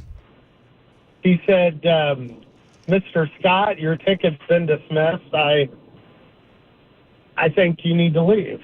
Wow. Never answered. And so, guys, this is probably going on all over Tennessee. Hey, Scott, and no one's talking about it. Hey, Scott. Hey, Scott. Extremely dangerous. Scott, hold on. Hey, JB, let's put Scott on hold. Scott, I want to know who the judge was in Rutherford County. Find me who the judge was. I'm going to make some phone calls. Johnny, real quick on Andy Ogles. Go ahead. Yeah, I just don't think nobody cares. I really don't. Even when this came out, I thought, man, there's got to be a logical explanation to this. And then I heard his explanation, and I thought, yeah, I'm good. Okay, very good. That's pretty cut and dry. Thank you, Johnny. I appreciate it. It didn't take any time at all. I can now be on time for my break. You're welcome, sales department. Yeah, I don't know. All right, super texters. Do you care about this story? The Andy Ogles story? 6:51 on Nashville's Morning News. Super texters, you can let me know, yes or no. You've heard me present the story. Andy Ogles, the $320,000 loan was only a $20,000 loan. He gave what some would say a reasonable explanation. I believe it's a reasonable explanation, but I don't know the ins and outs of these things. So you tell me, yes or no, do you care about this story? 615-737-9986. It is 6:51 on Super Talk, 99.7 WTN. Listen, we got severe storms coming. We've got a rocky weekend ahead, a rocky 3-day weekend ahead. We've seen these storms over the last several months. And so if any of those have taught us anything, it is that Mother Nature can strike anytime, anywhere, even on a Memorial Day weekend. Now, if you can hear my voice, you're in the path of tornadoes and power outages, which is why you need a backup home standby generator from Cove Generators. And right now, listeners to my show, a great deal. You've got to listen. A free, upgraded 10-year warranty and $500 off when you call them and mention my name, 931-559-3311. Again, a free, upgraded 10-year warranty and $500 off your purchase when you mention my name. Cove Generators are your premier Generac home standby generator dealer in the state of Tennessee. I also believe that this is a great company. Cove Generators, that phone number one more time is 931-559-3311. Don't forget that great deal, a free 10-year warranty, $500 off when you mention my name. Visit CoveGenerators.com and never lose power again. CoveGenerators.com. It is 6:52 on Nashville's Morning News on Super Talk 99.7. Ken Weaver was coming up in the news. Weather is already causing delays on this big Memorial Day holiday rush already underway. We'll tell you about it at 7 on Super Talk 99.7 WTN.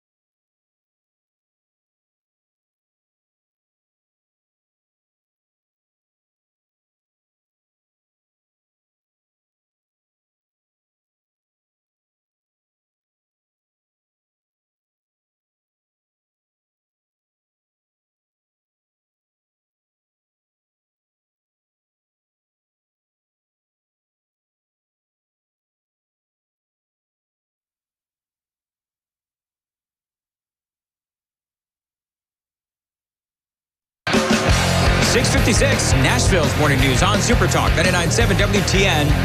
All right, so I did an online poll, sort of, and basically I asked folks, do you care about this Andy Ogles story regarding the $320,000 loan that only turned out to be $20,000? I gave you the story, I gave you his explanation, and I tried to take calls on it. Didn't really get a lot of calls, and so I asked the folks on the super text line, the Members Nutrition super text line is 615-737-9986.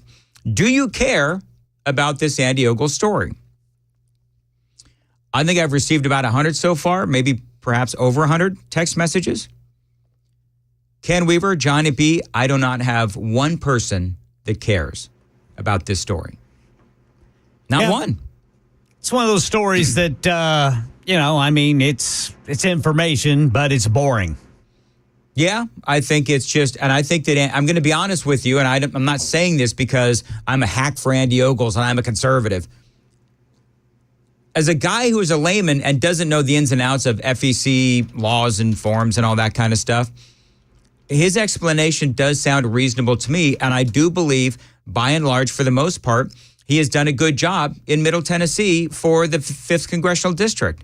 So, I mean, for me, okay, I accept the explanation, and I guess most people, at least who listen to this show, don't care and are moving on, and that's what we're going to do. At 6:58, hey, coming up next, what is Black Basta thought to be behind the Ascension ransomware attack? This is a crazy story. We're going to talk about that, and Bill Maher gets absolutely red-pilled by Megyn Kelly. Donald Trump, of course, there's a lot of great audio that I still haven't played from Donald Trump's visit to the Bronx. A lot of news to go. It's all coming up next on Nashville's Morning News on Super Talk 99.7 WTN.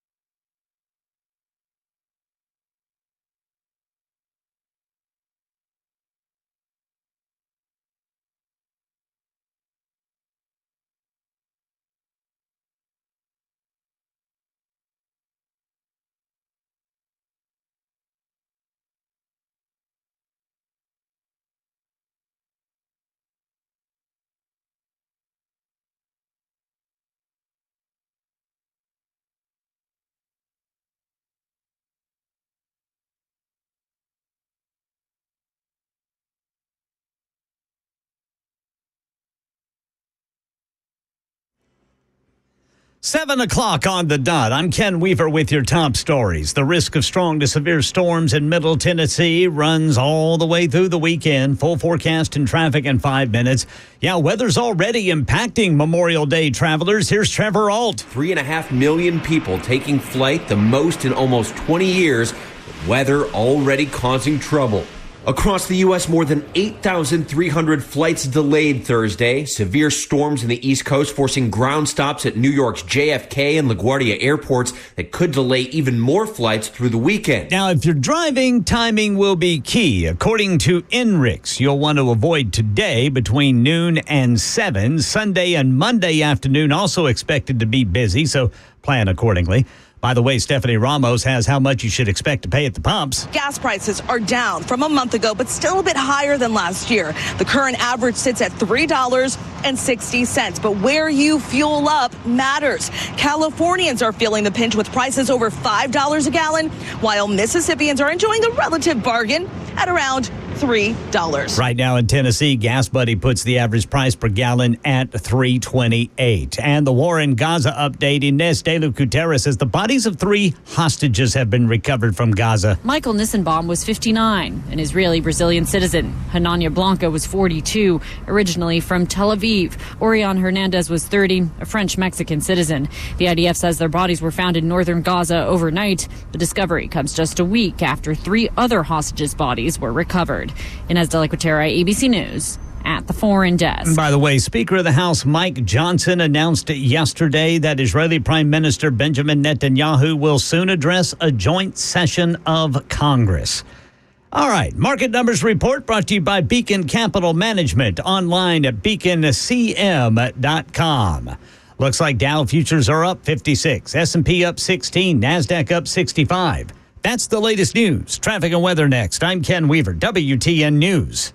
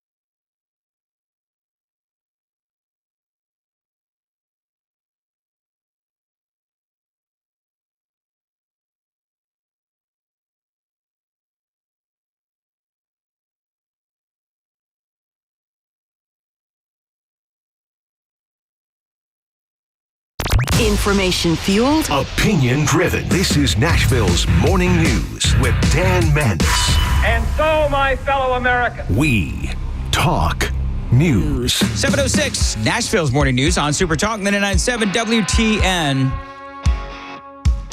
You know, we always talk about, and even during my commercials for My Patriot Supply, we talk about the vulnerabilities that we have here in America regarding cyber attacks. And one such attack has impacted Ascension hospitals, not only here in Tennessee, but across the country. Now, Nathan heard me mention that. Nathan, you work at Ascension. There's this cyber attack. It's called Black Basta. And I mean, this is what they do. They take over systems, they take over computers, and unless the hospital gives up, millions of dollars in ransom, then the hospital is effectively paralyzed. And this does impact the people of Tennessee because, from what I understand, ambulances, among other things, I'm sure, ambulances are actually being sent away from Ascension to other hospitals.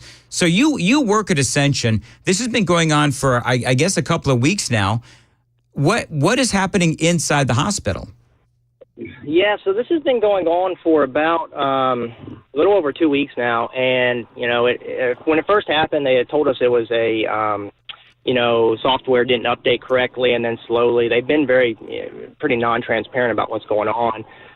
It's pretty crazy. So to put it into perspective, right now, all the systems, so we use Cerner to chart, and all the systems we have, it's not just Cerner, but it's our Pyxis, it's how labs get reported. Everything has pretty much regressed, I would say 20 to 30 years from a technological standpoint back to how we used to chart. And it's pretty dangerous, medication error, every fail-safe that we have in place, or that we had in place with Cerner, with going to pull a medication out of the medication, Pyxis, is gone. And so right now, the only thing that stands between you and getting the wrong medication or getting wrong orders put on your chart is basically the nurse.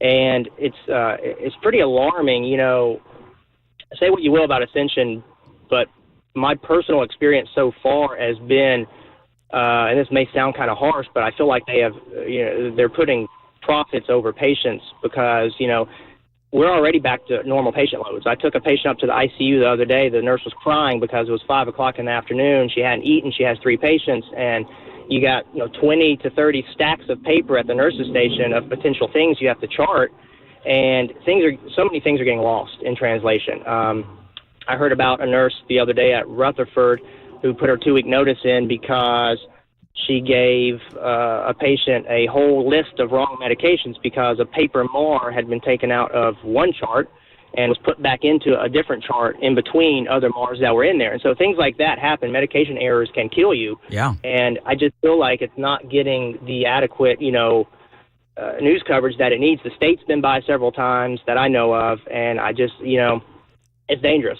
And I think the larger population of Nashville, our patients, we're still doing surgeries, we're still doing elective procedures, we're still doing things like normal, and this is not normal. And people don't know. They're not having them sign an additional waiver like, hey, you come into our hospital, you're at a much higher risk now to have a poor outcome because we can't, our systems are down. Let me ask you, hey, Nathan, let me ask you, you say you work at Ascension. How long have you been there? I've been at Ascension for 10 years, since 2014. So what were the infrastructure like? Do you feel like they were adequately prepared for this kind of a cyber attack, to defend against this kind of a cyber attack? No, definitely not. This happened a couple years ago to our payment system, Kronos. They did the exact same thing. They held Kronos ransom. We weren't getting paid. That was a whole mess in and of itself. They couldn't pay us it was a month or two, and they were having to use the last known paycheck you had on file. And say you picked up a couple days that last paycheck where you were getting overpaid for over a month, and then when everything came back online with Kronos, you had nurses that were owing Ascension thousands of dollars because they were getting overpaid, and then you had the vice versa. You had nurses that maybe were on PTO or called out a couple days, and so their paycheck was, abnormally low. and they were getting underpaid for that whole time that Kronos was out. And so I don't feel like, and when I talk to nurses, because I have a lot of friends in all the, I work at Midtown, but I have friends at West and Rutherford, and, you talk to most of them, they don't trust that this won't happen again. And so I think that we're going to lose a lot of nurses. They're not transparent on how long this will last, I think, for two reasons. I think they don't want to tell us how long they're thinking it's going to last, because as soon as nurses find out this may go on for another month or two, they're going to leave. Yeah. Or they don't know. Well, I don't know which is worse. And Ascension has basically said, we don't know when we're going to get it back. And clearly they're not willing to pay the ransom. Yeah, so I've heard several things. When this first came out, I've heard 10 to 15 days. I've heard 6 months, which is kind of frightening. I've also heard that they're not planning on paying the ransom at all, and that they're going to try to rebuild their own charting system basically from scratch, which, I dare say that probably won't end well. Not to mention, if they don't pay the ransom, will all those records that we've lost, will we get them back? It's kind of frightening, because I just put it into perspective. Say something were to happen with a med error right now, and you need to sue. Well, good luck getting those records. I mean, our charts right now are like Harry Potter novels, and it's just everything's in the wrong spot. It's pretty. Our Pyxis med machines are on manual override, so I can go give any medication I want without any type of safety check. Well, Nathan, let me ask you. I mean, it sounds horrific. Is there a part of you that is worried that? I mean, all modesty aside, there's a lot of people that listen to this radio show. Are you putting yourself at risk by coming forward like this and talking about what's going on inside Ascension? 100%. But, at the end of the day, I don't really care what happens to me, because that's the one nice thing about nursing. If I need to go to Vanderbilt, I'll go to Vanderbilt. If I need to go to Centennial, I'll go to Centennial. I'm not worried about myself, and I'm not doing this from a point of, I'm disgruntled with Ascension. Like I said, I've been there for a long time, and I don't want to leave, but they're making it hard for people like me to want to stay and to trust Ascension has our best interest at heart. And, they used COVID as an excuse not to give raises, their nurses raises. And I guarantee you when push comes to shove in August, when they're going to give raises, they're going to use this as an excuse not to give raises too. And so I've had a bad taste in my mouth for a little while because of the things that they've done and how they've responded to several large events. This is kind of another example of where you have one of the largest nonprofit hospital organizations in this country, $20-25 billion in annual revenue a year, putting, in my opinion, profits over patients. And I'm kind of tired of it. The nurses that I talk to on a daily basis feel the exact same way. And most of them, like you said, most of them are afraid to come forward. And it's kind of sad, because I feel like, and this is not just Ascension, this is a lot of the hospital organizations, take advantage of many nurses, because they know in a lot of situations that the nurse needs that job more than that job needs that nurse. It's a bad place to be, because right now you have a lot of nurses who are scared. I haven't been this anxious to go into work since I started. Yeah. It feels like I just got out of nursing school, and the unknown going into work, that feeling of dread, it's real. And then it's just frightening. And so I do think this is going to be bad for Ascension in Nashville, because you have a lot of patients that, this used to be, where I work, used to be Baptist. And so that holds water. People say, oh, yeah, Baptist. I think the larger population needs to know that things aren't great right now, and that if you can help it, if you can go somewhere else, go somewhere else. Well, I would not recommend my family or my friends or anybody that I know or care about going to Ascension right now. All right, Nathan, I appreciate it, and appreciate you sharing your story with us. And Nathan, my email address, dan@997wtn.com. Listen, there's no, all I know is that what I read about this cyber attack, the clear impacts, and Nathan's not saying anything that we haven't read before about the chaos of what's going on inside Ascension. And as somebody who says that he works at Ascension, he is saying that, number one, the company was not prepared for a cyber attack of this magnitude. But let's be honest. I mean, who is? And I'm not making excuses for Ascension. I have no idea what they were prepared for or what any of us are prepared for as far as cyber attacks go. But the truth is that this cyber attack, Black Basta, has been impacting Ascension all across the country. And I think I saw 11 or 12 different states. So thank you for the inside look at what is going on at Ascension. Nathan, it is 7:16. Time to check the roads on WTN.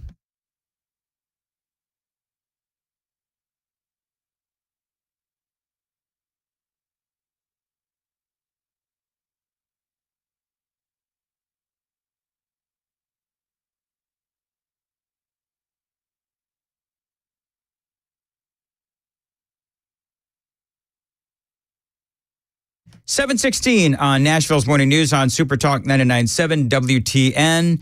Appreciate you listening as far as your weather goes. Showers and thunderstorms, a high of 82. And partly cloudy on Saturday, storms overnight, a high of 85. Partly cloudy on Sunday, storms overnight, a high of 89. Partly cloudy on Memorial Day, and a high of 84. Appreciate you listening to Nashville's Morning News, where it is 67 degrees. And I'm terrible multitasker. I'm confirming with Jonathan Fahey that he is going to join us at 7:35 to talk about a few things. Number one, politics. Number two, the Trump hush money trial, and so on and so forth. Okay, so Jonathan's going to come up at 7:35. The red pilling of, I love this, the red pilling of Bill Maher. He was on with Megyn Kelly. And this is one of the common perceptions or misperceptions of what happened on January 6th. There's a number of things that Bill Maher has been saying out there regarding the election, January 6th, the election of 2020, and so forth. And I've been documenting all of these, but you know, he's been talking about how Trump is not going to concede the election in November, which seems to me like he's predicting a win for Joe Biden. But he's on with Megyn Kelly, and he talks about Donald Trump and about this disagreement over whether or not Hillary Clinton conceded the election. Listen close. And then spent the next 4 years saying he was illegitimate. He was an illegitimate president. Okay, well, first of all, she didn't say he was an illegitimate. Yes, she did. You tell me exactly what she said. She said those exact words repeatedly. She literally said, that's the great thing about this, because you can hear Maher, he's on the defensive. Okay, well, first of all, she didn't say he was an illegitimate. Yes, she did. You tell me exactly what she said. She said those exact words repeatedly. She actually, note to Bill Maher, she actually said, I believe he knows he's an illegitimate president. That is Hillary Clinton. I believe he knows he's an illegitimate president. And so you could tell that Maher was like, oh, crap, I'm being fact-checked in real time. And by the way, that's one comment of probably hundreds, if not thousands, of comments made by Hillary Clinton regarding, and all the other Democrats, regarding the legitimacy of Donald Trump. And so this is how Maher tried to recover. Okay. I mean, she conceded the election. Whether you're interpreting her disappointment at losing it as the same thing as Trump not conceding it, I don't know that's where you're getting it from. But again, it's a tremendous false equivalency. So I'm not so sure about that, but whatever. She did apparently concede the election. But the reality is, as I've said before related to this topic, words do mean things. However, when she concedes the election, but then she goes on for 4 years trying to discredit the president of the United States, especially after we find out about the Steele dossier and her involvement with it, and yet she still runs around making those same comments even today. Conceding the election, okay, whatever. But what about she and all the other Democrats that were trying to delegitimize President Trump for years? And so he's been going on all of these various friendly interviews, and nobody really hits him over the head with the truth. Well, Megyn Kelly did. There was another red pill that was administered to Bill Maher, and I've got that coming up next on Nashville's Morning News on Super Talk 99.7 WTN. It is 7:20, and appreciate you listening again to Nashville's Morning News. Big news from my friends at Window Nation. Right now, they're going on with their semi-annual sale. Right now, through May 31st, this is a really big deal from my window company. As a matter of fact, it's a big day in the Mandis house, because Window Nation today, they're coming over, and they'll be replacing my window in my kitchen and my window in my upstairs bedroom. And they've already put, as you know, they put a couple of windows in my downstairs basement studio. They did such a great job. They were so professional that now they're coming back for a couple of more installs. Listen, they've got a great deal going on right now for you. You save a ton of money. You can get 50% off all windows plus 0% interest for 5 years and a bonus savings offer when you schedule your appointment today and mention my name. The phone number, 866-90-NATION. 866-90-NATION for Window Nation. Again, this is my window company, and I'm telling you, they treat me right. They're going to treat you right as well. 866-90-NATION. Don't forget about that great deal. Get 50% off all windows, 0% interest for 5 years, and a bonus savings offer when you schedule an appointment today. 7:21 on Nashville's Morning News. Ken Weaver, what's coming up in the news? Well, the holiday travel rush is on. We've got what you need to know to avoid traffic congestion in the air and on the road. More grim news on the fate of Israeli hostages taken by Hamas. Schools closer to having to pay their student athletes at 7:30 on Super Talk 99.7 WTN. Hey, it's Dan Mandis, and I am so glad that California Closets has fixed my closet catastrophe. After exact measuring and planning, they came over and got to work. Yeah, once it was all plotted out on their 3D CAD system, the pieces are measured, cut, and precisely installed into my space. It was clean, fast, and professional, and above all, my new closets look and function great. Now, this was my dormer, and now this is my new dormer thanks to California Closets. Look at all of this added space for shirts and shoes, you name it, and it is cut so precisely, simply amazing. And my old closet that has now been reborn as the ultimate in style and functionality, making the best use of the space that I had. They can work on just about anything: bedrooms, garages, home offices, closets, pantries, and so much more. Find them online, CaliforniaClosets.com, and see what they can do for you. You can schedule a free design consultation. Mention my name, CaliforniaClosets.com.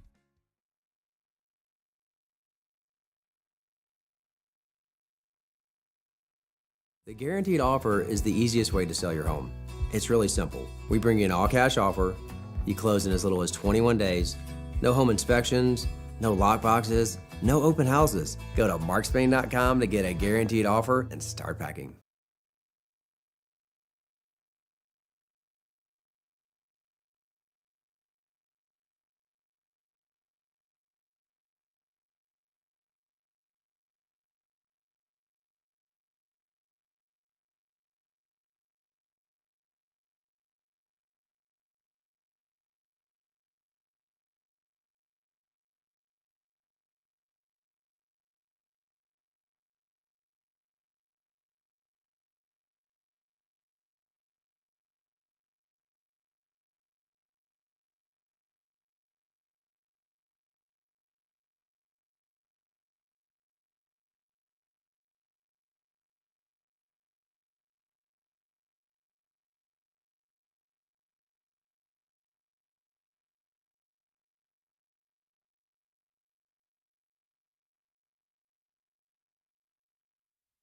I love stories of redemption, and this morning's Great American Moment is all about that. And a guy named Alonzo Cheeks, who tells Channel 4 that years ago was homeless and tried to steal a car. I attempted to steal an automobile to have a place to sleep for that night, and unfortunately made wrong choices, bad decisions. He calls himself the man in the can. From a jail cell to the bathrooms of some of Nashville's best bars, where he now works as a bathroom attendant. And he hands out paper towels and whatever else you may need, but he also hands out advice. It starts with you, and then you make everybody around you better. I need more people like you, man. Oh, man. And he's also a business owner. As a matter of fact, he employs 15 other people who work in bathrooms across Nashville. Alonzo is the epitome of a guy who made mistakes, learned, and is now trying to help others. He's now become a mental health counselor and a specialist in addiction recovery, among many other things. Today's Great American Moment is brought to you by Dr. Kevin Mitchell and the Wellness Institute of Nashville. With state-of-the-art facilities and the latest in high-tech equipment, they can help you feel better fast. Whether you have knee pain, back pain, they can help you without the risky surgery. They're now offering half-off spinal decompression treatment and their KT knee machine. I'm Dan Mandis, and I put my stamp of approval on the Wellness Institute of Nashville. So call them today, 615-246-5009, painisbad.com.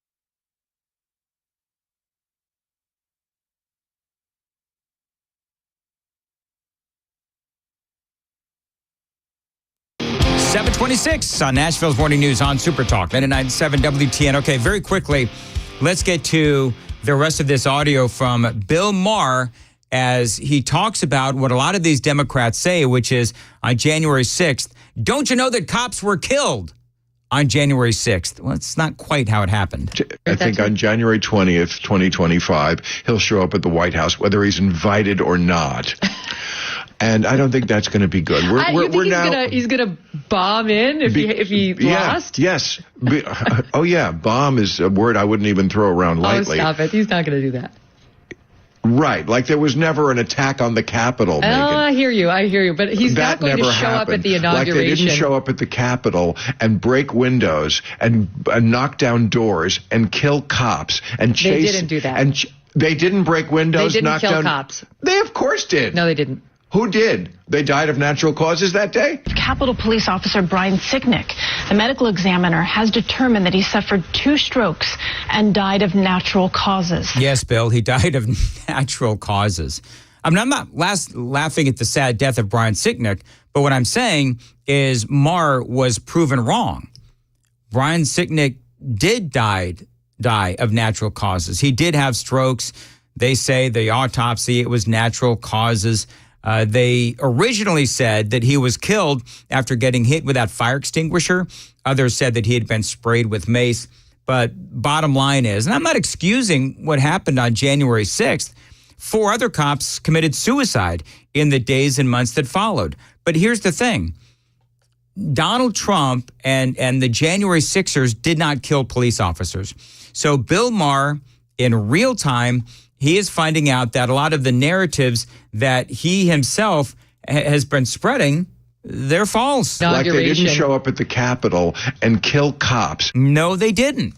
Bill, they didn't kill cops. And quite frankly, people like Bill Maher, the ladies on The View, the reason why I played these moments is so that you understand that there are still people that are out there telling the truth against people like Bill Maher and liberals and Democrats who clearly are lying to you and lying to America. And whether that's on talk radio or Megyn Kelly or whoever, bottom line is that the Democrats are still clutching to those old narratives that have been disproven time and time and time again. 7:29 on Nashville's Morning News on Super Talk 99.7 WTN. Whenever I need something for my home, the first place I go is dtmccalls.com. Listen, we're heading into summertime. Really hot weather is coming. Do you need maybe some lawn equipment, maybe some outdoor furniture, maybe some indoor furniture? DT McCall's can help you just like they've helped me. I bought my latest appliance at DT McCall's a while ago. It was an oven, and I've never been happier. Now, DT McCall's is the place you need to go for whatever you need to get ready for summer. Lawn mowers, patio furniture, a whole lot more. Stop by one of DT McCall's 5 locations. Again, you can always find them online at dtmccalls.com. Kitchen appliances, washer and dryer sets, or any type of home furnishings, DT McCall's has great value and great customer service. They've been in Middle Tennessee for 100 years. They've lasted so long because of that terrific customer service and great quality of products. So many ways to save. All you need to do is go to one place, my place, DT McCall's, 5 locations. Carthage, Franklin, Cookville, Lafayette, Lebanon. Always online, dtmccalls.com.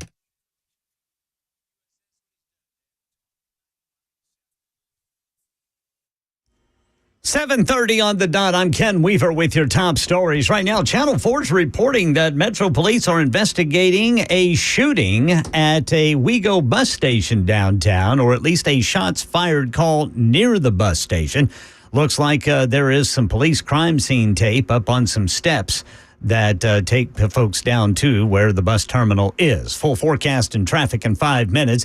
Stephanie Ramos on the millions of families preparing to travel today. The Memorial Day rush is in full swing as travelers hit the roads for the unofficial start of summer. And with more than 38 million people expected to drive this holiday weekend, it is going to be busy. Now, if you're hitting the road, timing is key. According to INREX, you'll want to avoid today between noon and 7 p.m. Instead, aim for early mornings or late evening drives. Sunday and Monday afternoon are also expected to be busy, so plan accordingly. Yeah, right now, if you are driving west, just know that you're going to run into some pretty strong storms right about Jackson. That's about a 2-hour drive west of Nashville on I-40. Got some pretty strong storms there, moving slowly toward Nashville right now, making their way to Jackson, Tennessee. And if you are driving, you might want to know the price of gasoline on average here in Middle Tennessee, according to Gas Buddies, at $3.28 per gallon. 3.5 million Americans will be flying to their Memorial Day holiday destination. That's the most in almost 20 years. Weather already causing trouble. Across the U.S., more than 8,300 flights were delayed yesterday.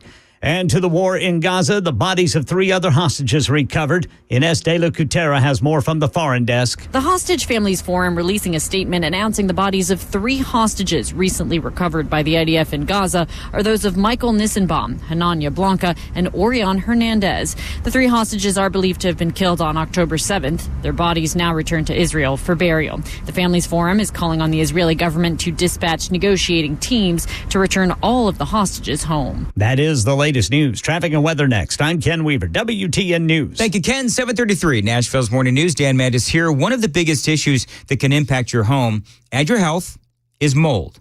Now, luckily for you, United Structural Systems is offering you $500 off for the absolute best mold treatment available today.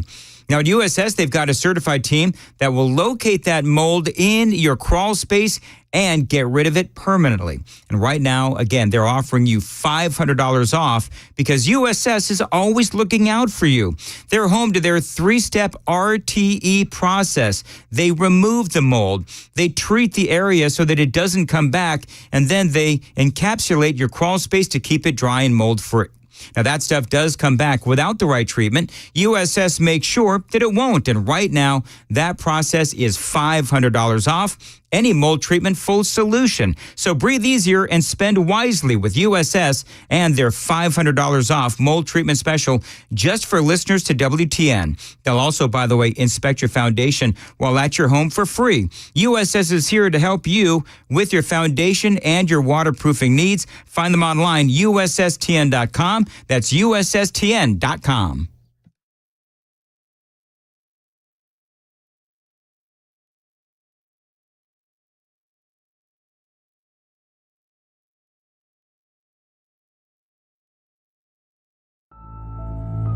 It hasn't happened since 1803. And it won't happen again for 200 years. The double brew is emerging. There could be trillions, and they're coming your way. So what can you do in a time like this? Sit back and enjoy a cup of cicada-free, freshly brewed coffee. Tastes great and totally free of noisy insects. It makes a great gift for friends and family. A great way to commemorate this once-in-a-lifetime occasion. Cicada-free, freshly brewed coffee. Available for a limited time only at rohoelephant.com.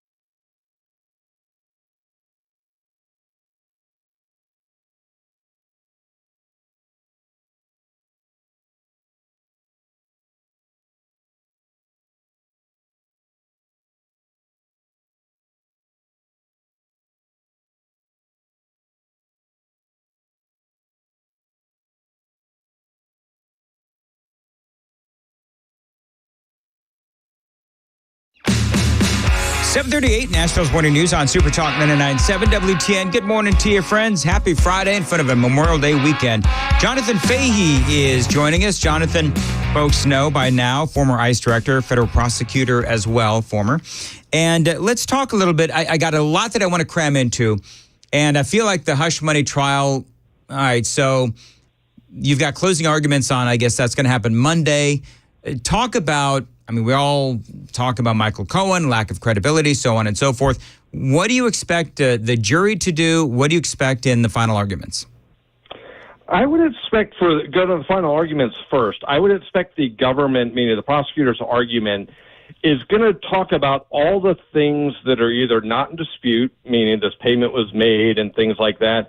And they'll also try to talk about everything that corroborates what Michael Cohen says, like documents or just the fact that the payments happened and things like that. So that's what they're going to try to do. Is probably, my guess would be, they're going to say, don't just believe Michael Cohen. Everything he says is corroborated this way or that way. I think that ultimately fails because I think Trump's argument is going to be, if you don't believe Michael Cohen, you cannot convict him, which I think is a sensible argument because their case in so many ways rests solely on his testimony and and mostly his credibility. And as we've talked about before, this is somebody that's biased against him, stolen from him, disbarred, convicted of perjury, wants him to be convicted, stands to gain money. The list is enormous. If you could pick a discredited witness, Michael Cohen's picture would be in the dictionary.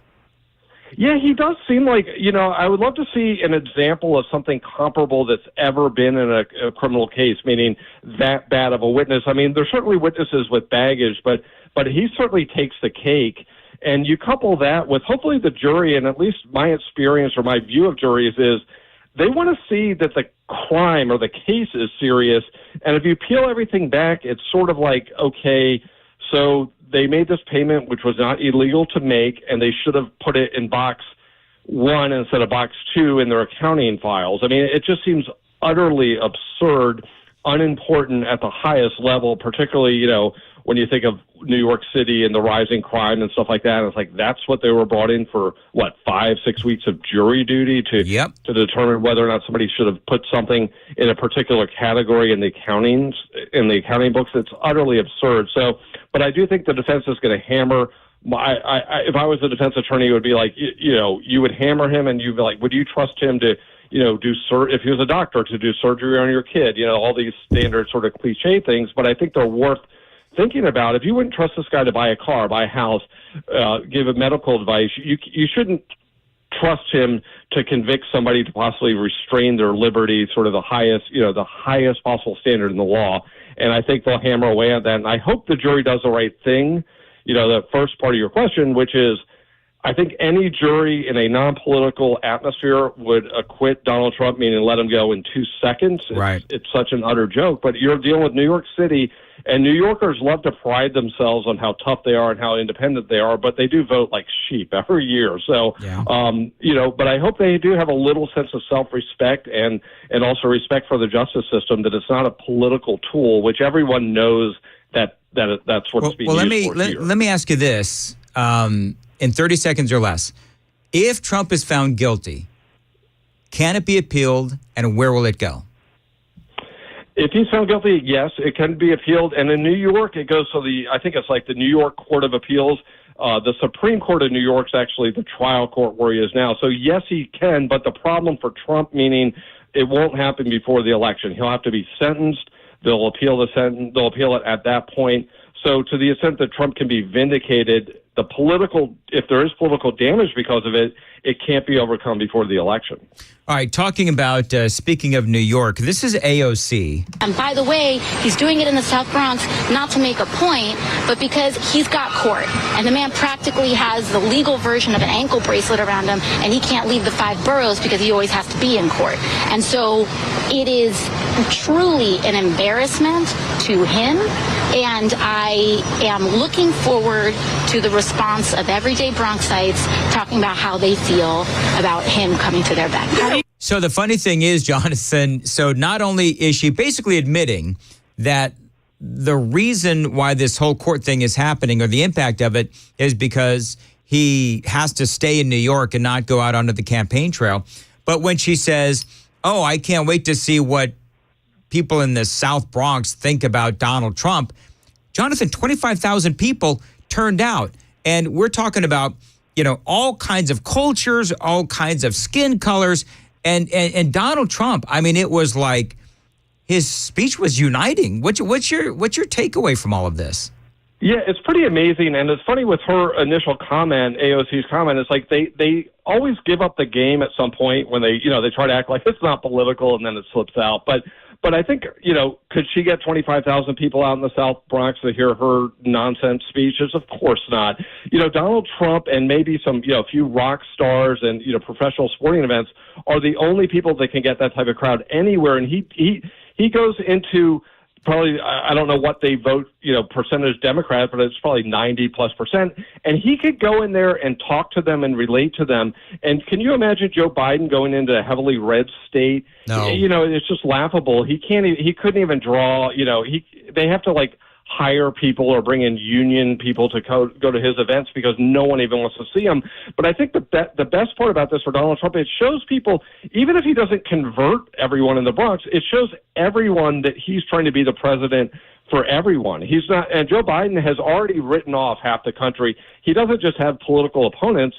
He treats everyone that, in the red states or conservatives or anything else as enemies. He speaks more harshly about his political opponents than he does about Hamas. It's truly amazing. And Trump, everyone likes to see it, even when they're people that you don't vote for. You like the fact that they do want to try to get your vote and appeal to you. And he is telling them, hey, vote for me and your lives will be better. And they were better when I was president before. And that's a pretty good message. And it's hard to really, refute that message. So, Biden has, just reduced to, name calling, the standard cynical. It's name calling. Yeah, name calling, race baiting.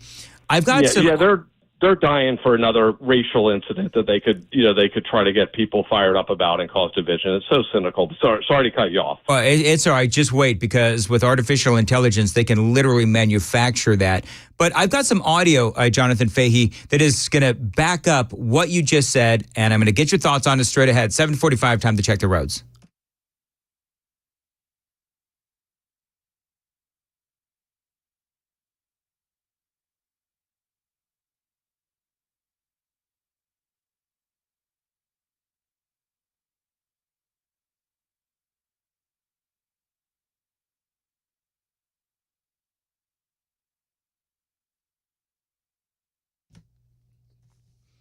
Thank you very much. Showers and thunderstorms today, a high of 82, partly cloudy on Saturday, storms overnight, a high of 85.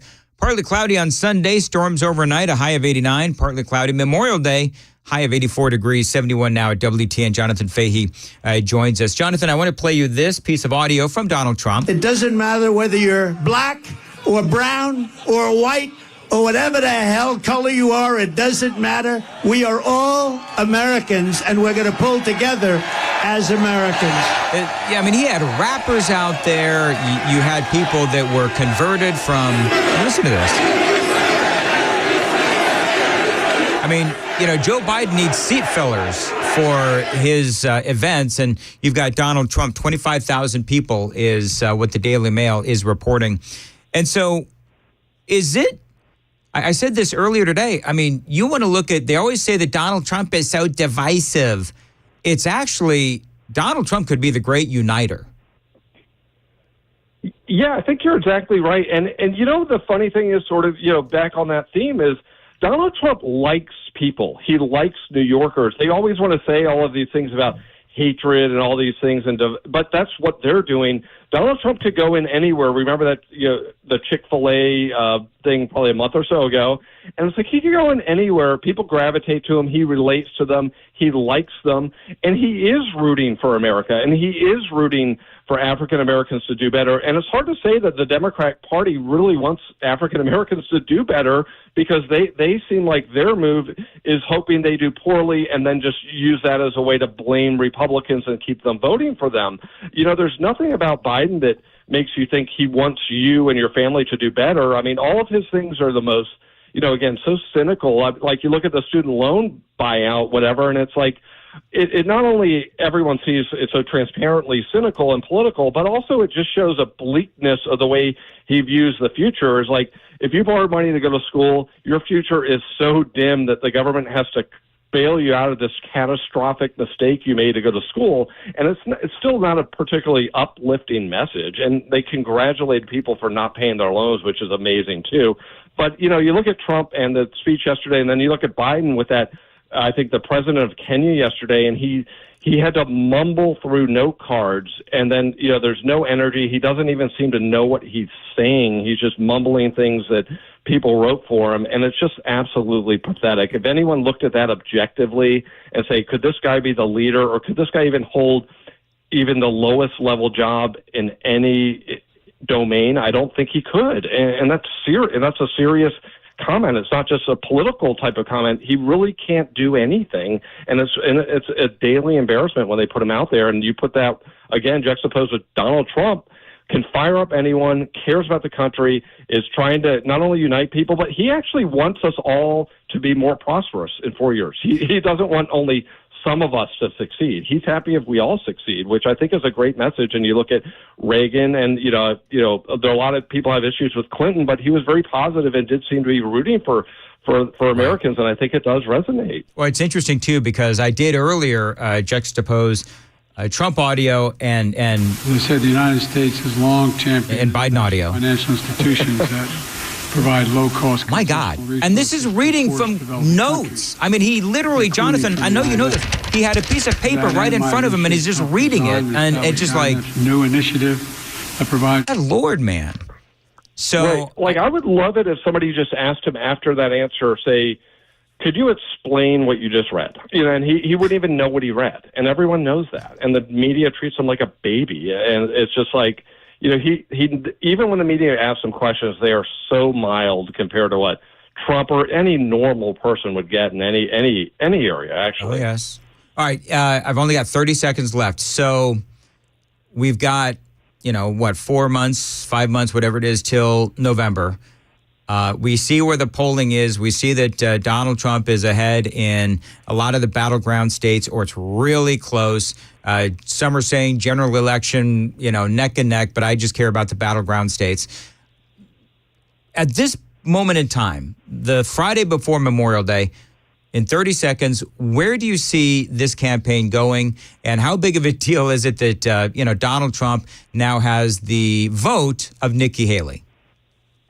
I think that's a huge deal, and I think everyone probably knew it was coming, but it still makes a difference because she does appeal, I think, to sort of that middle of the road, maybe the women voter, suburban type. I think that's probably her strongest thing that Donald Trump is not quite as strong in. So I think that helps. I think if the campaign is on the issues, Donald Trump should win handedly, and if this New York case works out in his favor, I think he's on the road to victory in November. All right, Jonathan, as always, thank you very much. Jonathan Fahey with us on Super Talk 99.7 at WTN. Jonathan, have a great weekend. It is 7:52 on Super Talk 99.7 WTN. Well, we are in, of course, spring. It's going to be summer here in a little bit. Now, you want to go out, you want to play tennis, you want to play pickleball, you want to head out onto the softball field. But if you've been sidelined by nagging sports injuries, my friends at the Kellum Stem Cell Institute, they can help you. A lot of people just live with these nagging injuries for years, and you're sidelined for years. If you've tried everything, you haven't tried this, the Kellum Stem Cell Institute, they can help you with those old sports injuries. They can help you with concussions. They can help you with congestive heart failure, asthma, arthritis, autism as well. The Kellum Stem Cell Institute can help you. But how? Well, Dr. Ethan Kellum specializes in the harvesting of and then redeploying of your own stem cells to attack inflammation in your body to help it heal. Now, this is your body providing your cells and your solutions. And Dr. Ethan Kellum can help you today. And they do now accept care credit. So call them, tell them Dan told you to reach out. 615-850-4415. 2 L's, KELLUM, KellumStemCellInstitute.com. Your body, your cells, your solution. 7:53, Nashville's Morning News, and Ken Weaver's got the news at 8. Well, the weather is already impacting Memorial Day holiday travel. Details at 8 on Super Talk 99.7 WTN.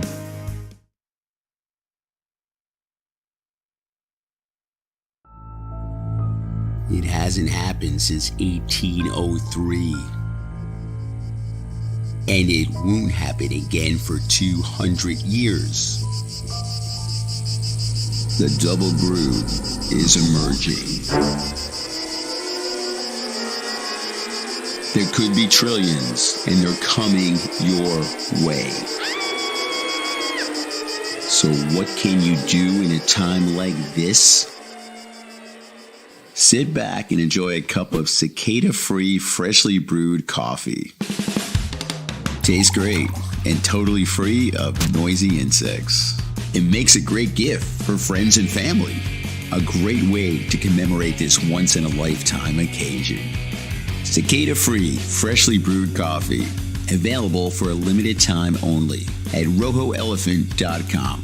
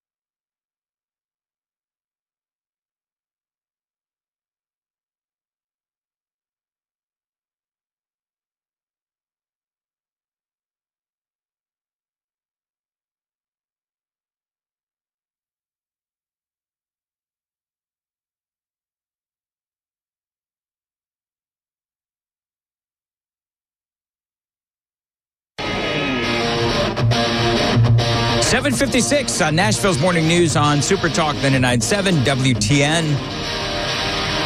Donald Trump in the Bronx. You know, I played a whole bunch of audio earlier in the show, and I know that Chris Hand has all kinds of audio to play as well. But one of the things that Trump said, because I spoke with Jonathan Fahey about how uniting I believe that Donald Trump is going to be and is currently, you know, I think America is sort of united against our common problems, which we all have, that have been created by Joe Biden.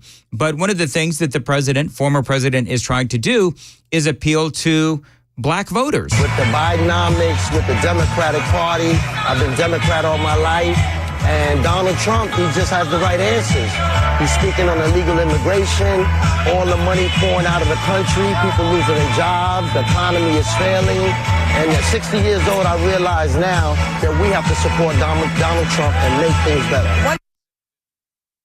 So, you know what? And you look at the videos that are out there, and you will see that there were black folks out there. You've got, Hispanic folks out there, white folks out there. Everybody is united at that Donald Trump rally, 25,000 strong in the Bronx, and they're united for Donald Trump and against the policies of Joe Biden.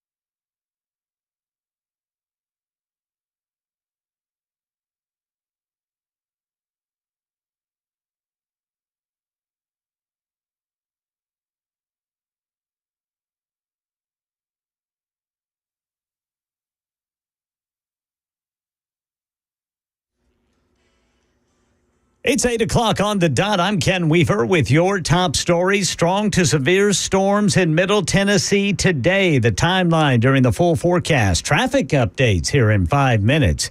Weather's already impacting a Memorial Day holiday travel, says Trevor Alt. So across the country yesterday, there were about 300 flights that were canceled, which is actually pretty good given the size of the crowds and also that severe weather. Yesterday in total, there were well over 50,000 flights that took off. There are 50,000 more slated for today. As for drivers right now in Tennessee, if you're heading west, you're going to run into some strong storms. Radar showing lots of rain and some lightning in the Jackson area, about a 2.5-hour drive west of Nashville. Here's Christine Cordero. Dallas to St. Louis to Chicago. Severe storms today could bring damaging winds, scattered hail, and possibly even a few tornadoes. It has been the most active tornado season in 7 years, with 859 reported so far. Possible tornadoes were spotted in Oklahoma and Texas Thursday.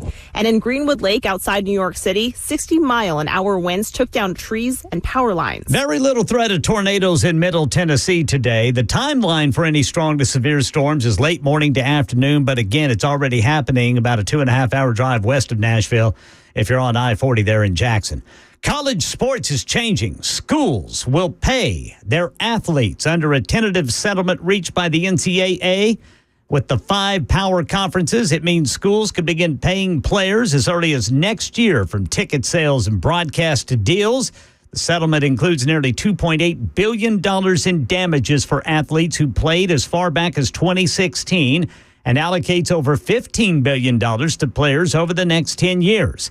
This deal requires approval from a federal judge, but athletes could start getting paid starting in the fall of 2025.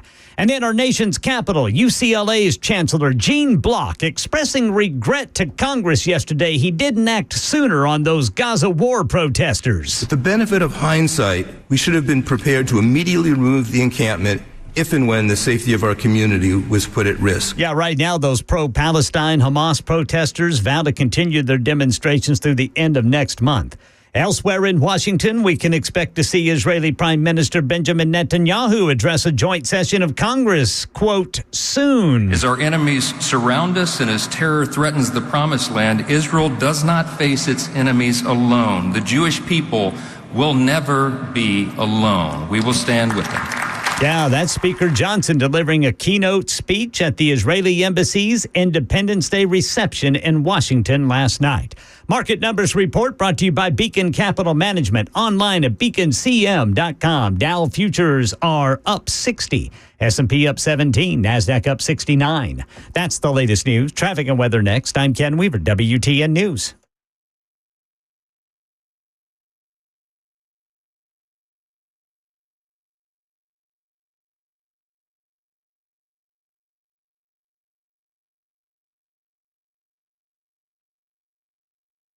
Hey, what's up, guys? This is Matt Murphy for Members Nutrition. I want to tell you about the Members Nutrition difference, and I want to encourage you to go over to the Members Nutrition website. Number one, they believe at Members Nutrition that they can sell vitamins and supplements at a lower cost point, and they're doing it every single day at membersnutrition.com. Number two, they want to make these products right here in the United States of America, not from some overseas company, and they do that every single day. I encourage you to go to membersnutrition.com. You'll get 50% off your purchase price at checkout. You don't have to put in any codes. Just go to membersnutrition.com. Once again, membersnutrition.com.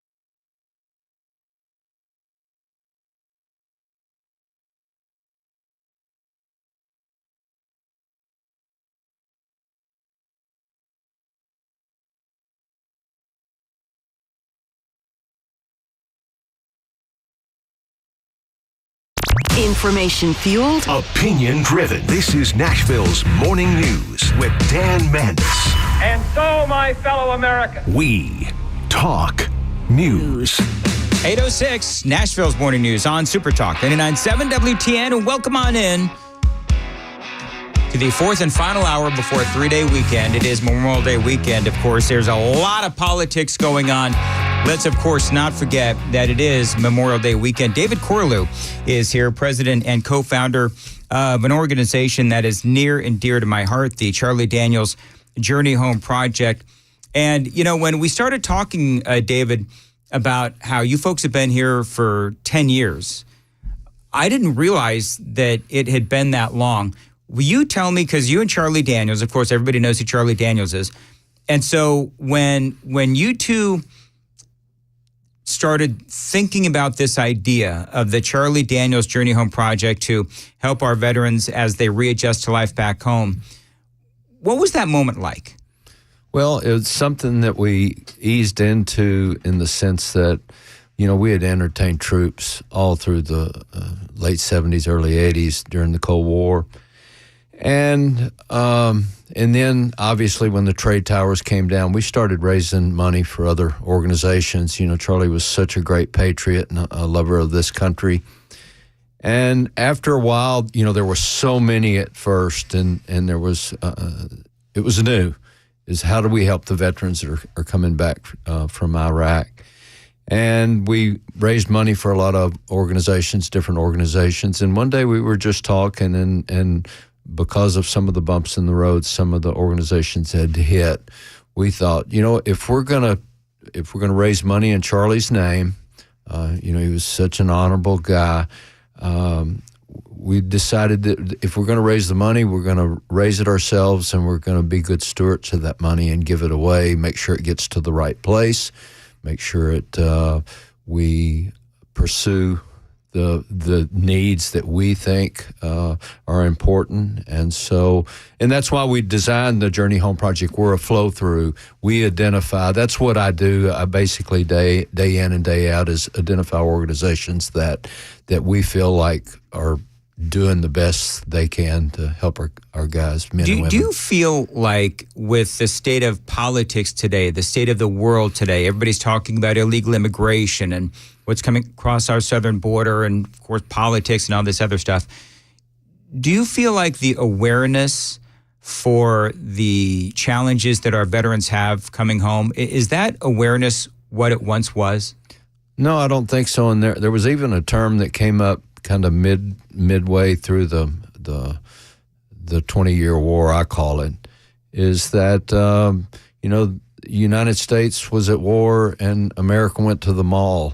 It's supporting veterans is something that has to be in your face. And in the old days of through Cronkite and even through this war, the war on terror, you know, it was always front news for all the networks and obviously prior to cable. And then and now, you know, there's so much else going on, and we're so wrapped up in divided in politics. It's just the main subject. I was thinking about it coming in this morning, that and listening, there's so much going on and there's so much conflict that if it's not in front of America, we don't think about it. And there's men and women that are out there this morning. There's somewhere there's a fight going on. There's somewhere there's a service woman or man that's serving, that's away from their family. And as we say, whether you're a SEAL or a Ranger, Green Beret, or you're an administration person in Washington, D.C., when you leave home for 3 years, 8 years, your life changes. And when you come home, it's different. And we want to be there to help.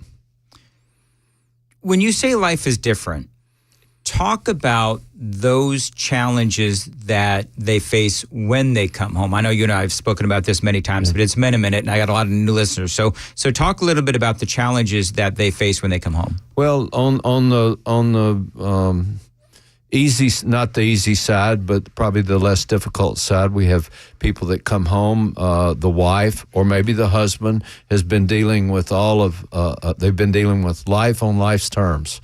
and washing machine's broke. Got to fix it yourself. Kids are in school. One kid's not doing good. Got to do homework. Those are the minimal things. Then on the other end of that, we've been dealing for quite a few years with what's called the operator syndrome. And these are the high-end guys, the tier 1 guys that have had mission after mission after mission for 20 years. They've had 8-10 deployments with maybe 50, 75 missions, maybe even more. And there's that constant TBI, that traumatic brain impact from explosions, from breaching, as well as the what we call an adrenaline rush.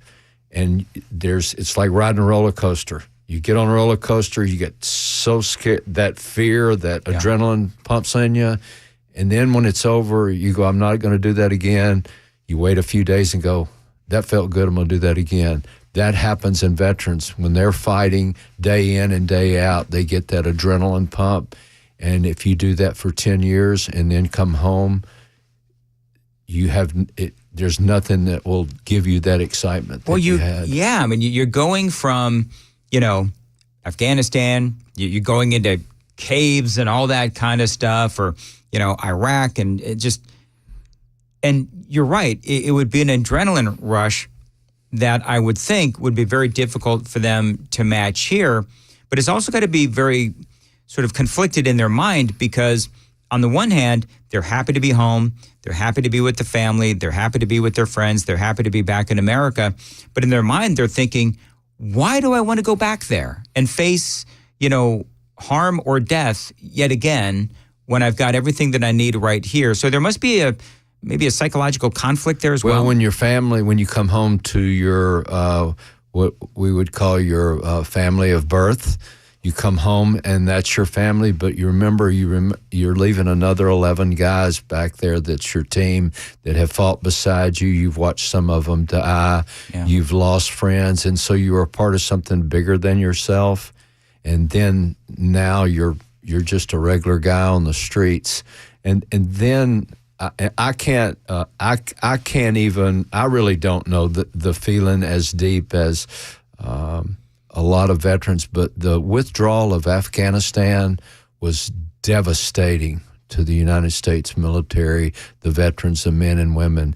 There was so much pain that this administration brought on to our veterans. The suicide rate went through the roof after that happened, because these guys have been over there fighting for all these years, and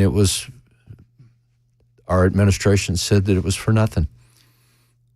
8:15 on Nashville's Morning News. More with David Corlew from the Charlie Daniels Journey Home Project coming up next. Time to check the roads.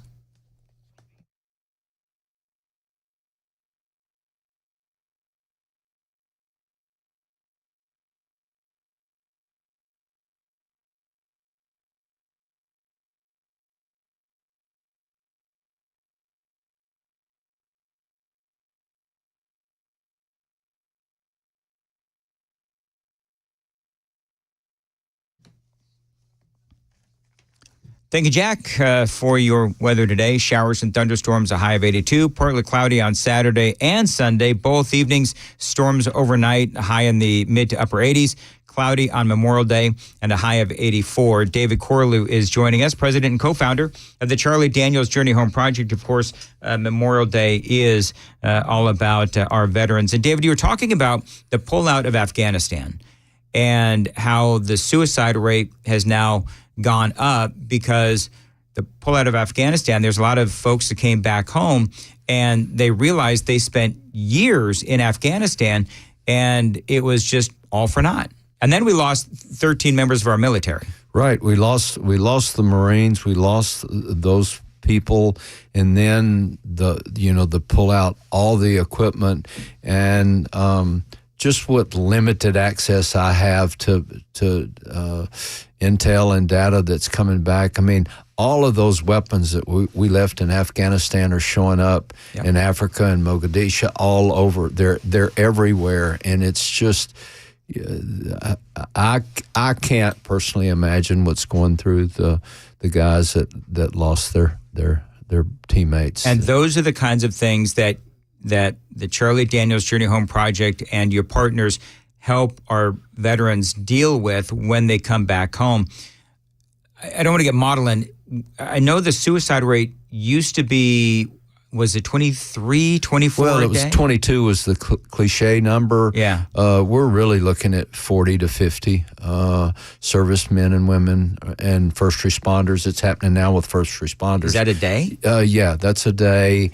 And when you think about what's happening on our streets now, our police officers are going out and they're fighting.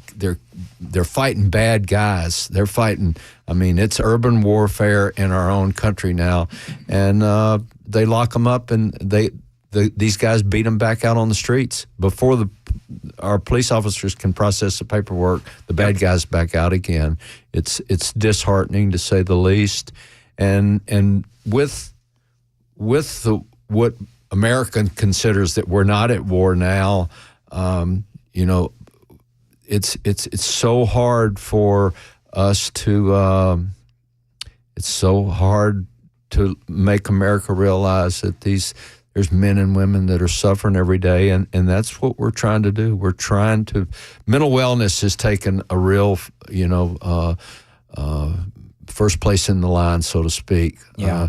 The needs of veterans are changing. Most veterans that stop their education to go fight, they're in schools. People that want to go to schools, a lot of that is our focus on veterans is changing now, and mental wellness is so much in the front now. And generational. We have kids now that either lost parents, divorced, Yep. or there's even children that saw a parent take their own life. And so that's stuff that doesn't get fixed overnight. It's generational. We're going to be working on this stuff for years after years. You've been doing this for 10 years. And does it ever hit you just how much good you've done? I could never take credit for that. Obviously, I'm a God guy. I'm a Jesus guy. So it all flows. I'm just a vessel. I had a job for 47 years. I was part of something bigger than myself with the Charlie Daniels Band, and I woke up one morning and I was just a regular guy on July the 6th, 4 years ago, and so little did I know that he left me a great gift, and that was the Journey Home Project. And so I get up every morning, jacked, ready to go. I want to help veterans. I have hard days too. We all have hard days, and so we all try to. There's days when I don't think we're accomplishing anything, especially when I watch the news. And then I just went to Fort Campbell this week. We had Gabriel Field, the 5th Special Forces Group, honored their fallen on their field. They have a field up there that they plant a tree for every Green Beret that has been passed. And so we got to visit with families, and you get that feedback from them and anything that we can do for them. And that's what we want you to donate to Journey Home Project. But if not, call a friend, call a veteran, especially. And this weekend's a hard week. This is not a celebration for combat warriors, and everybody's barbecuing, and that's fine. I hope that everybody enjoys the weekend. But, man, there's families at home that have empty chairs and places. Because Memorial Day is the weekend where we recognize and remember the fallen.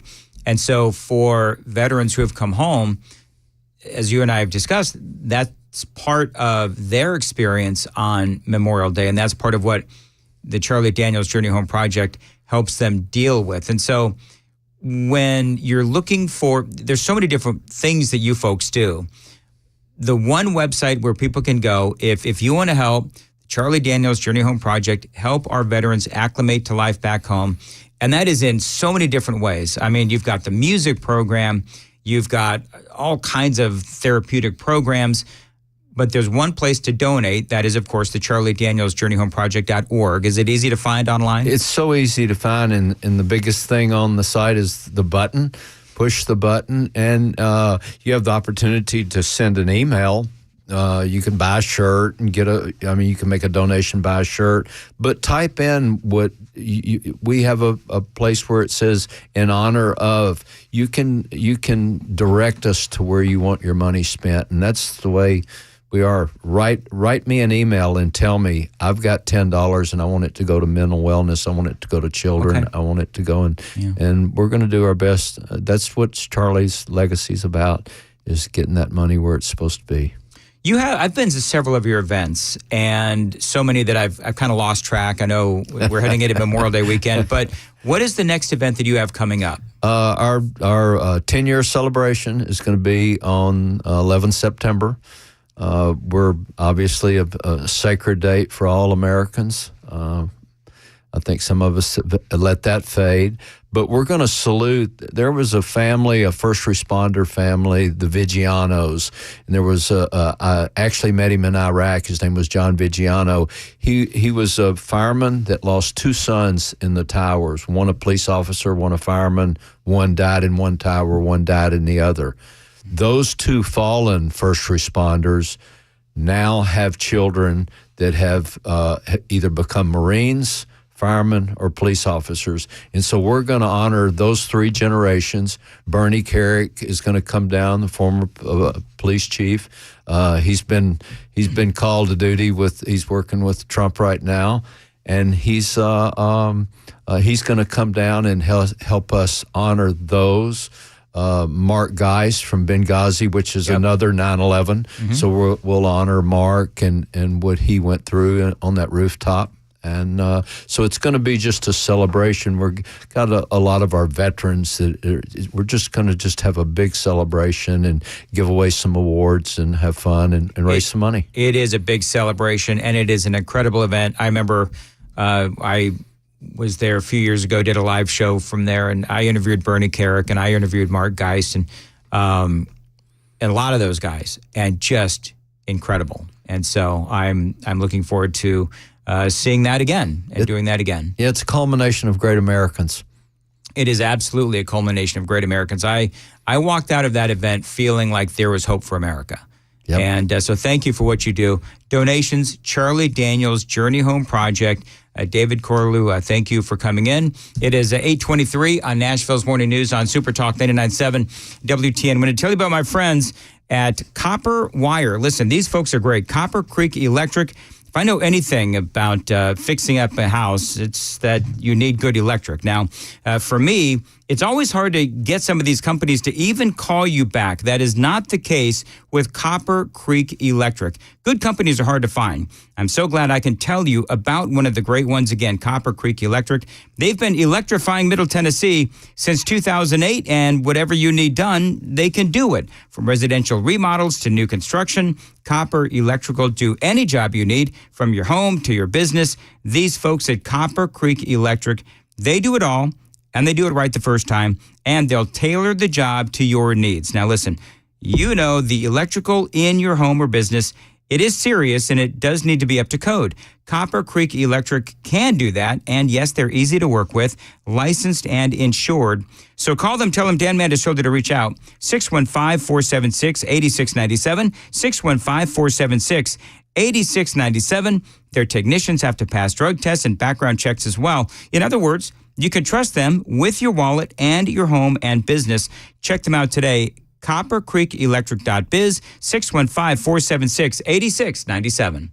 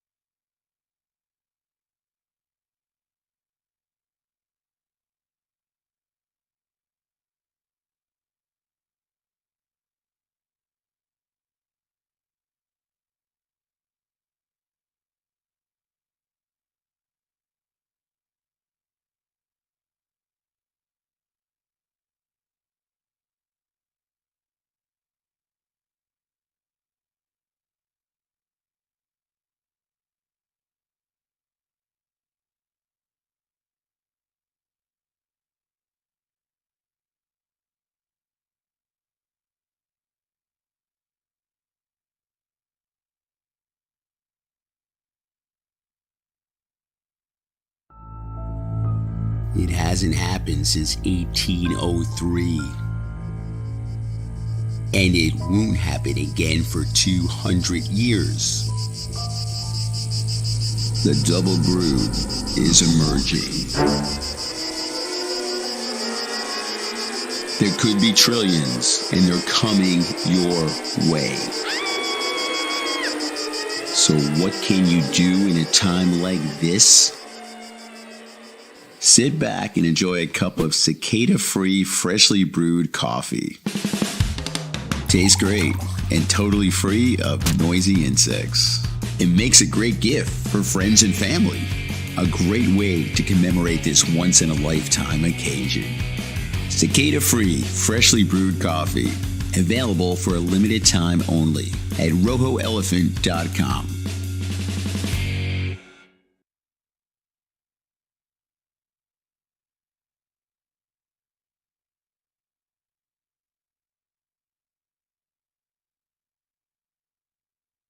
Hey, what's up, guys? This is Matt Murphy for Members Nutrition. I want to tell you about the Members Nutrition difference, and I want to encourage you to go over to the Members Nutrition website. Number one, they believe at Members Nutrition that they can sell vitamins and supplements at a lower cost point, and they're doing it every single day at membersnutrition.com. Number two, they want to make these products right here in the United States of America, not from some overseas company, and they do that every single day. I encourage you to go to membersnutrition.com. You'll get 50% off your purchase price at checkout. You don't have to put in any codes. Just go to membersnutrition.com. Once again, membersnutrition.com.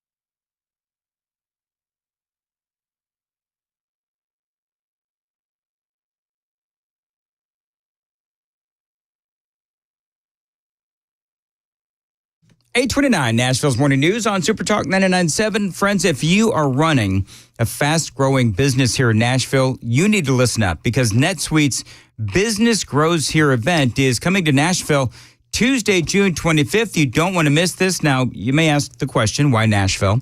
Well, NetSuite knows that Nashville is a hub for entrepreneurs with forward-thinking founders, a top talent pool, and pro-business leadership. Apply to attend the business event of the year, Business Grows Here, taking place at the Conrad Hotel, again, Tuesday, June 25th. Now, the speakers include Jamie Siminoff, founder of Ring Video Doorbell, and Burke Nihil, CEO of the Tennessee Titans. NetSuite by Oracle, Business Grows Here. It is free to attend if you qualify. Now, you can apply right now to find out. Seats are limited. Mark your calendars, Tuesday, June 25th. Here's where you go to try to get tickets, netsuite.com/Nashville, netsuite.com/Nashville. One more time, netsuite.com/Nashville.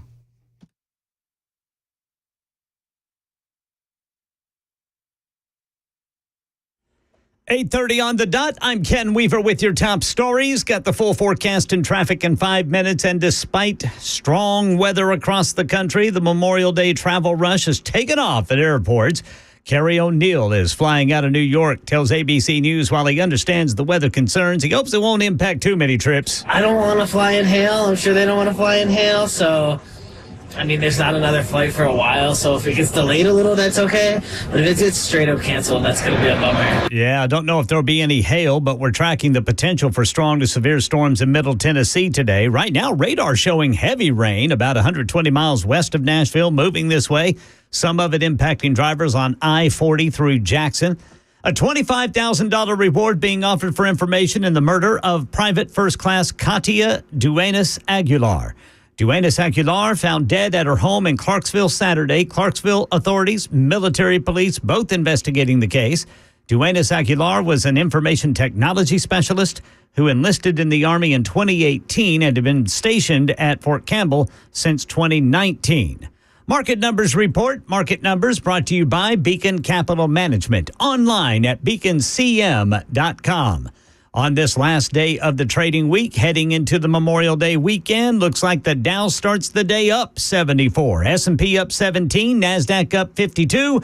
That's the latest news. Traffic and weather next. I'm Ken Weaver, WTN News. Thank you, Ken. 8:32 on Super Talk 99.7 WTN. Friends, opening up your home to showings means that strangers can open anything in your home. Now, don't worry about getting around to spring cleaning and sell your home with a guaranteed offer from Mark Spain Real Estate and skip the cleaning and organizing necessary to sell your home. You can also say goodbye to the stress that comes with a traditional home sale. With the guaranteed offer from Mark Spain Real Estate, you can receive an all-cash offer and close within days. There's no showings, no open houses, and no costly repairs. Mark Spain Real Estate makes selling your home absolutely stress-free. You know, they've got over 11,000 five-star reviews. Mark Spain Real Estate is the most trusted and experienced real estate team in America. So spring into action and sell your home with confidence. 855-299-SOLD. 855-299-SOLD. You can find them online. It's markspain.com and find out what your guaranteed offer will be. There's no obligation. markspain.com and start packing.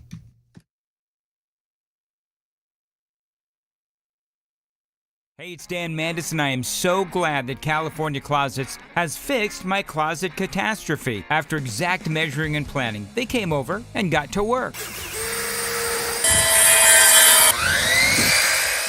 Yeah, once it was all plotted out on their 3D CAD system, the pieces are measured, cut, and precisely installed into my space. It was clean, fast, and professional, and above all, my new closets look and function great. Now, this was my dormer, and now this is my new dormer thanks to California Closets. Look at all of this added space for shirts and shoes, you name it, and it is cut so precisely, simply amazing. And my old closet that has now been reborn as the ultimate in style and functionability, making the best use of the space that I had. They can work on just about anything: bedrooms, garages, home offices, closets, pantries, and so much more. Find them online, CaliforniaClosets.com, and see what they can do for you. You can schedule a free design consultation. Mention my name, CaliforniaClosets.com.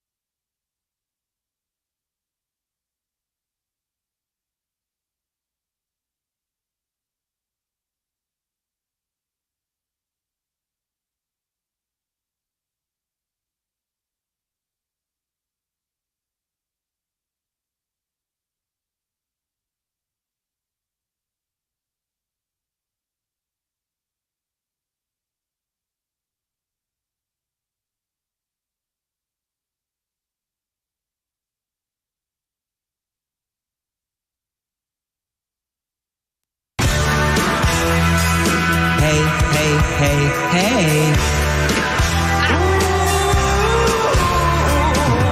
You know what? What? Where did that come from? That you know, that ain't funny. I was all, you know what's so funny about this? We got throughout most of the show without even mentioning yesterday's atrocity. He said to me, do you have any audio? I was like, I got nothing. What are you going to talk about? I was like, I don't know. Did you do that? I might have done that. Oh, I hate you. Hey. It works out so well. Very well done. You got the echo on it and everything. You did. You put the echo on it and everything. Not too much. Like, put a little echo on it. Keep it authentic. Very well done. Do you know? Very well done. Do you know how hard it was for me not to play that at 5:35? I said, man, I can't do that to Brother Chris. I was going to say, I can't believe that you've had to sit on that for almost 4 hours now, Johnny. Yeah, it's been tough. That's way to go, brother Johnny B. Yeah. Well done, both of you. My accomplice over there. Hey, you too, brother Chris. And you too, brother Dan. Yes, sir, Dan. Yeah, because, you know, I'm it all started with me and my bad judgment. I was telling the guys at 5:35, my wife actually was listening yesterday, driving to Murfreesboro for a thing, and her basic thing to me was, why did you do that? And I just, I don't know, because I do. Come on, baby, talk to me in that voice. Oddly, Johnny, she didn't say that. Really? No. Not especially that last hey. Hey. Can we hear it just one more time, Dan? Just sure, one more time. Here we go. Hey. God, that's funny. You know what? When I call one of you, you've got to have that as the ringtone. Yeah, that needs to be the ringtone. Yes, that's a good idea. Hey. Very well done. Maybe it's going to be a big one at the dance clubs in East Nashville, I think.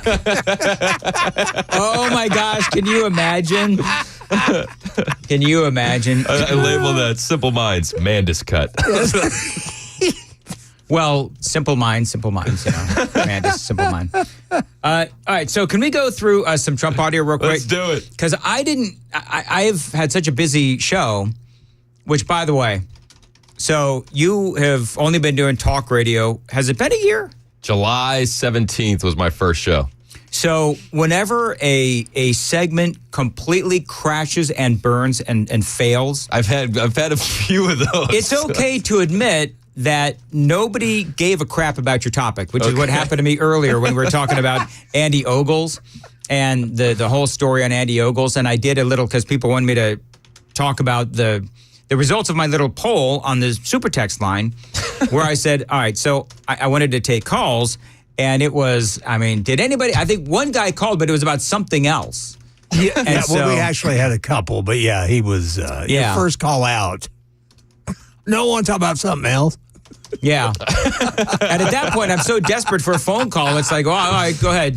Tell me about what you had for dinner last night. So anyway, I did a whole thing on the super text line. Does anybody care about this? Literally nobody cared. Nobody cared. They're going to vote for Andy. Not a big deal, whatever. So, okay. So that's how my morning's gone. You addressed it, and it's done. Mm-hmm. Yes, I'm done with it, and I think that his explanation, myself not knowing anything about FEC rules and regulations and all that. Okay, whatever. It's time to move on because clearly people don't care. Trump audio. Make America great again. That's one of the rappers. That was Chef G. I appreciate it. And Sleepy Hollow. Listen. Thank you very much. That's where I like those teeth. I want to find out where you did. I got to get my teeth like that. I want that to happen to me. At best. I want that to happen to me. This I can tell you. It's not I want to get that. It's I want it to happen to me. Hold me down, please. Oh, yeah. Hold me down. Get the pliers and just start pulling them out. And Trump, man. Super gluing those teeth back in. Can you make it say Trump? It's so funny. I think that's the difference. It's like Biden goes out and panders. He's like, you're going to be you're going to be hunted in the streets. Right. Yeah. Trump goes out, he's like, oh, I want that to happen to me. I love you people. I don't know what happened to your teeth, but I want it to happen to me. But it's so different. It's like Hillary panders. She's like, I got hot sauce in my purse. Yeah. And that's pandering. Yep. Trump is out there goofing around. Yes. And being having human. fun. Being human. real. Yeah. So I was trying. He can relate to anybody. Yes. That's absolutely. Okay. Here's what it is. Donald Trump enjoys people. Yep. And Donald Trump, I think Johnny or Ken, one of you guys said, Donald Trump likes people. 100%. And that's why when he goes to Bodega, when he goes to the park in the Bronx or wherever it is. Chick-fil-A. Chick-fil-A, another one. He goes in and just hangs out with the peeps. Yep. And so, and I realized that if somebody tuned in this morning, one, thank you. But number two, this guy's just, all about Donald Trump. I think that what happened yesterday in the Bronx is a very big deal. Yep. Because there's polling out there that shows, as I mentioned earlier, that he very well could turn New York. My favorite, and I don't know if you have this soundbite, you may have played it earlier this week, but my favorite soundbite is AOC when she said this. It is truly an embarrassment to him, and I am looking forward to the response of everyday Bronxites talking about how they feel about him coming to their event. So then 25,000 people show up. Yeah. There's also a viral video going around of AOC, and it looks like a school auditorium, and there's about 26 seats filled out of 500. Are you serious? Yeah. In her own district. She can't draw a crowd like that in her own district. It's not a Photoshop thing. No, it's video. Okay. Yeah, it's real. Well, Donald Trump, he can 25, 30,000 people. Where was it that he got 100? That was Wildwood, New Jersey. Wildwood, New Jersey. That's right. I'm trying to think of, has there ever been a politician that has drawn these kinds of numbers? Obama, I don't think Obama did in his heyday, did he? No. Well, and not just the numbers, but he's going into blue territories in the Bronx. That was 83%. And Minnesota? For Joe Biden, yeah. and he goes in and he's fearless and he draws these numbers. Do you think Biden is going to go to, Macon, Georgia, which, Georgia is even probably more friendly. But do you think he's going to go to Woodbury, Tennessee and draw any numbers? No. No. You know what? If Biden came and he had a deal going on, somewhere in Nashville, I'd be willing to bet a lot of people would go to Boo. Yeah. I'd go out there and I'd wear my Trump shirt. But 25,000? Mm-hmm. Wow. I know. And the polling shows that Biden, I don't have it in front of me, but Biden won New York by, what was it, 26 points last time around. And now he's only up by 9. Mm-hmm. And Trump is coming up. And I guarantee you that even in states like New York, it's going to be really close. And you could hear the excitement with some of these people on the ground talking about, we never get this. Yeah. We never get this from Democrats. I heard one lady, a Hispanic lady, she said, it's nice to finally feel like we're getting the VIP treatment. Well, when you look at the videos of the crowds, it's like you've got these lines that are just never ending. Yeah. And they just go on forever. And then you see all of the, it's like a big concert is what it is. And you know what? I think that Trump's speech was really good. I've been playing audio off and on all morning long. And when you see all of these things that are going on, and then you think, how is it possible this thing is even close? But obviously it is right now. But there's a lot of room to go. And by the way, did you see the audio of Biden? There is a video, the one where he's being asked a question, and I didn't get to play all my audio today, so I'm kind of recycling it here. But so they're shuffling the reporters out. Yeah. They're shuffling the reporters out of the room. I actually just tweeted this video at Chris Hand on Air. They're shuffling him out, and then all of a sudden he remembers where he is. Yeah. And kind of freaks out. Did you see? And I don't. This is the same thing where the reporters are asking him questions. Yeah. Yeah, and he goes, whoa. That's it. What is that? So they were shuffling the reporters out, and then the way it looks to me is he forgot where he was. Is that what it looks like to you? Because then he looks up, his eyes get bugged, and he goes, whoa. It's like he woke up. Yeah. It's like he woke up. Here it is again. And I tweeted this out a lot earlier at Dan Mandis Show. Whoa. It is bizarre. And I think I said, what is this? I tweeted out with the caption, Democrats waking up to the damage Joe Biden has done the last 3 years. Whoa. Whoa. Whoa. Either that or that Easter bunny on the White House lawn a couple of years ago. Oh, my gosh. That or Hunter gave him a surprise. Whoa. Yeah. Whoa. Really weird. I don't know. Got to put that on a hotkey. It's pretty weird. Mm-hmm. By the way, why is Mac looking all dapper these days? People want to know. He's got like the whole sophisticated haircut thing going on. I have to. The only thing I can lean on is he's a fiance now. He has to play the part and look a little bit more presentable. It didn't take a lot more than a haircut. Yeah, he stopped wearing his Chiefs gear. Did he really? Yeah. Did you guys ever talk about the big controversy behind the scenes with the whole Chiefs gear thing? There was some controversy. I was demanding an asterisk because he left his Chiefs gear. I guess it was in the car. Yep. And my whole point was, no, you had to arrive at work with the Chiefs gear on and wear it throughout the entire broadcast. And I mean, he claimed that was not the deal. I say that it was the deal, and I think you backed me up on that. So if he made it to whatever he made it to, it's with an asterisk. Yes. I couldn't believe how much stuff he had. I'm telling you, I like the hair. He looks cool. Yeah, if people haven't seen Mac's new haircut, he looks all coiffed. Honey, if you can see this, I want my hair like Mac's. You know, at this point, I just settle for any hair whatsoever. Well, our friends at the Glock store gave you some on the billboard mock-up. I heard about that. Yeah, you know, and you ought to tweet. No, don't tweet that out. But I have to.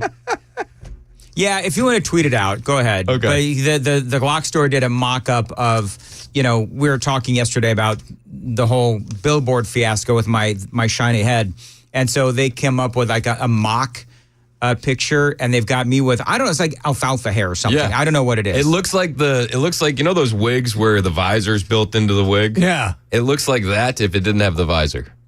Yes, that is exactly what it looks like. That's what it looks like. And so you, smart aleck that you are, you're like, hey, let's use that as the actual picture. Hey.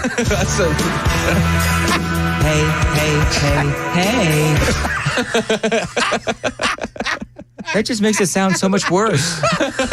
Yeah, you put echo and a beat to it, and oh man! All right. Anyway, I think we're done here. What's coming up after 9? We have an agenda-free Friday on the Chris Ann Show. We can talk about all the stories that we missed. We're going to cover Biden's press conference, whatever you want to call that, the remarks with the president of Kenya, Ruto. We have Bronx voters reacting to the Trump rally. Democrats. There were Democrats. Numerous Democrats that were in the Bronx saying, yeah, I'm going to vote for Trump. Yeah, there were. It was incredible. All right. Well, so we have all that and more. All right. Very good. Thank you. I'm out of here.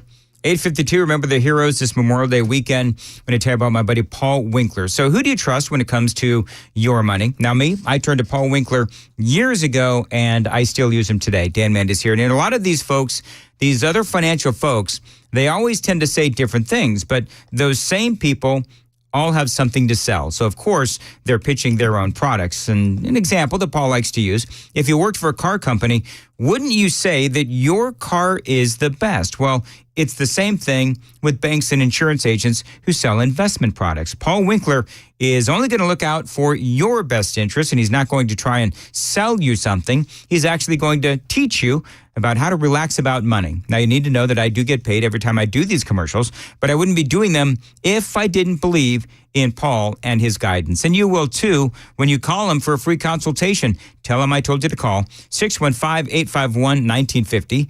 615-851-1950. He's got a great website. It's paulwinkler.com. All kinds of great videos and vlogs and blogs and everything else. Again, it's paulwinkler.com. It is 8:53. Ken Weaver, what's coming up in the news? One injured, one in custody after another shooting near a WeGo bus station in Nashville. And the International Court of Justice at the United Nations making more demands of Israel. Coming up at 9 on Super Talk 99.7 WTN.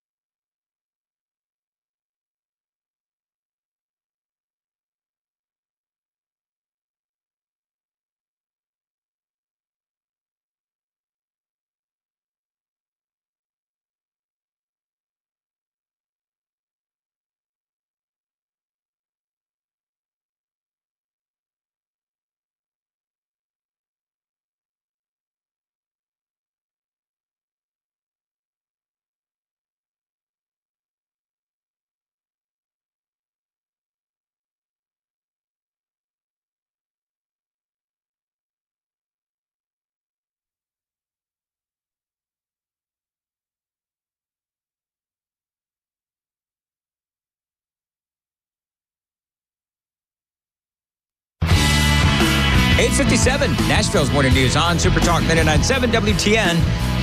Wrapping up a Friday ahead of a 3-day weekend. And, Johnny, I guess by popular demand, people want to hear it one more time.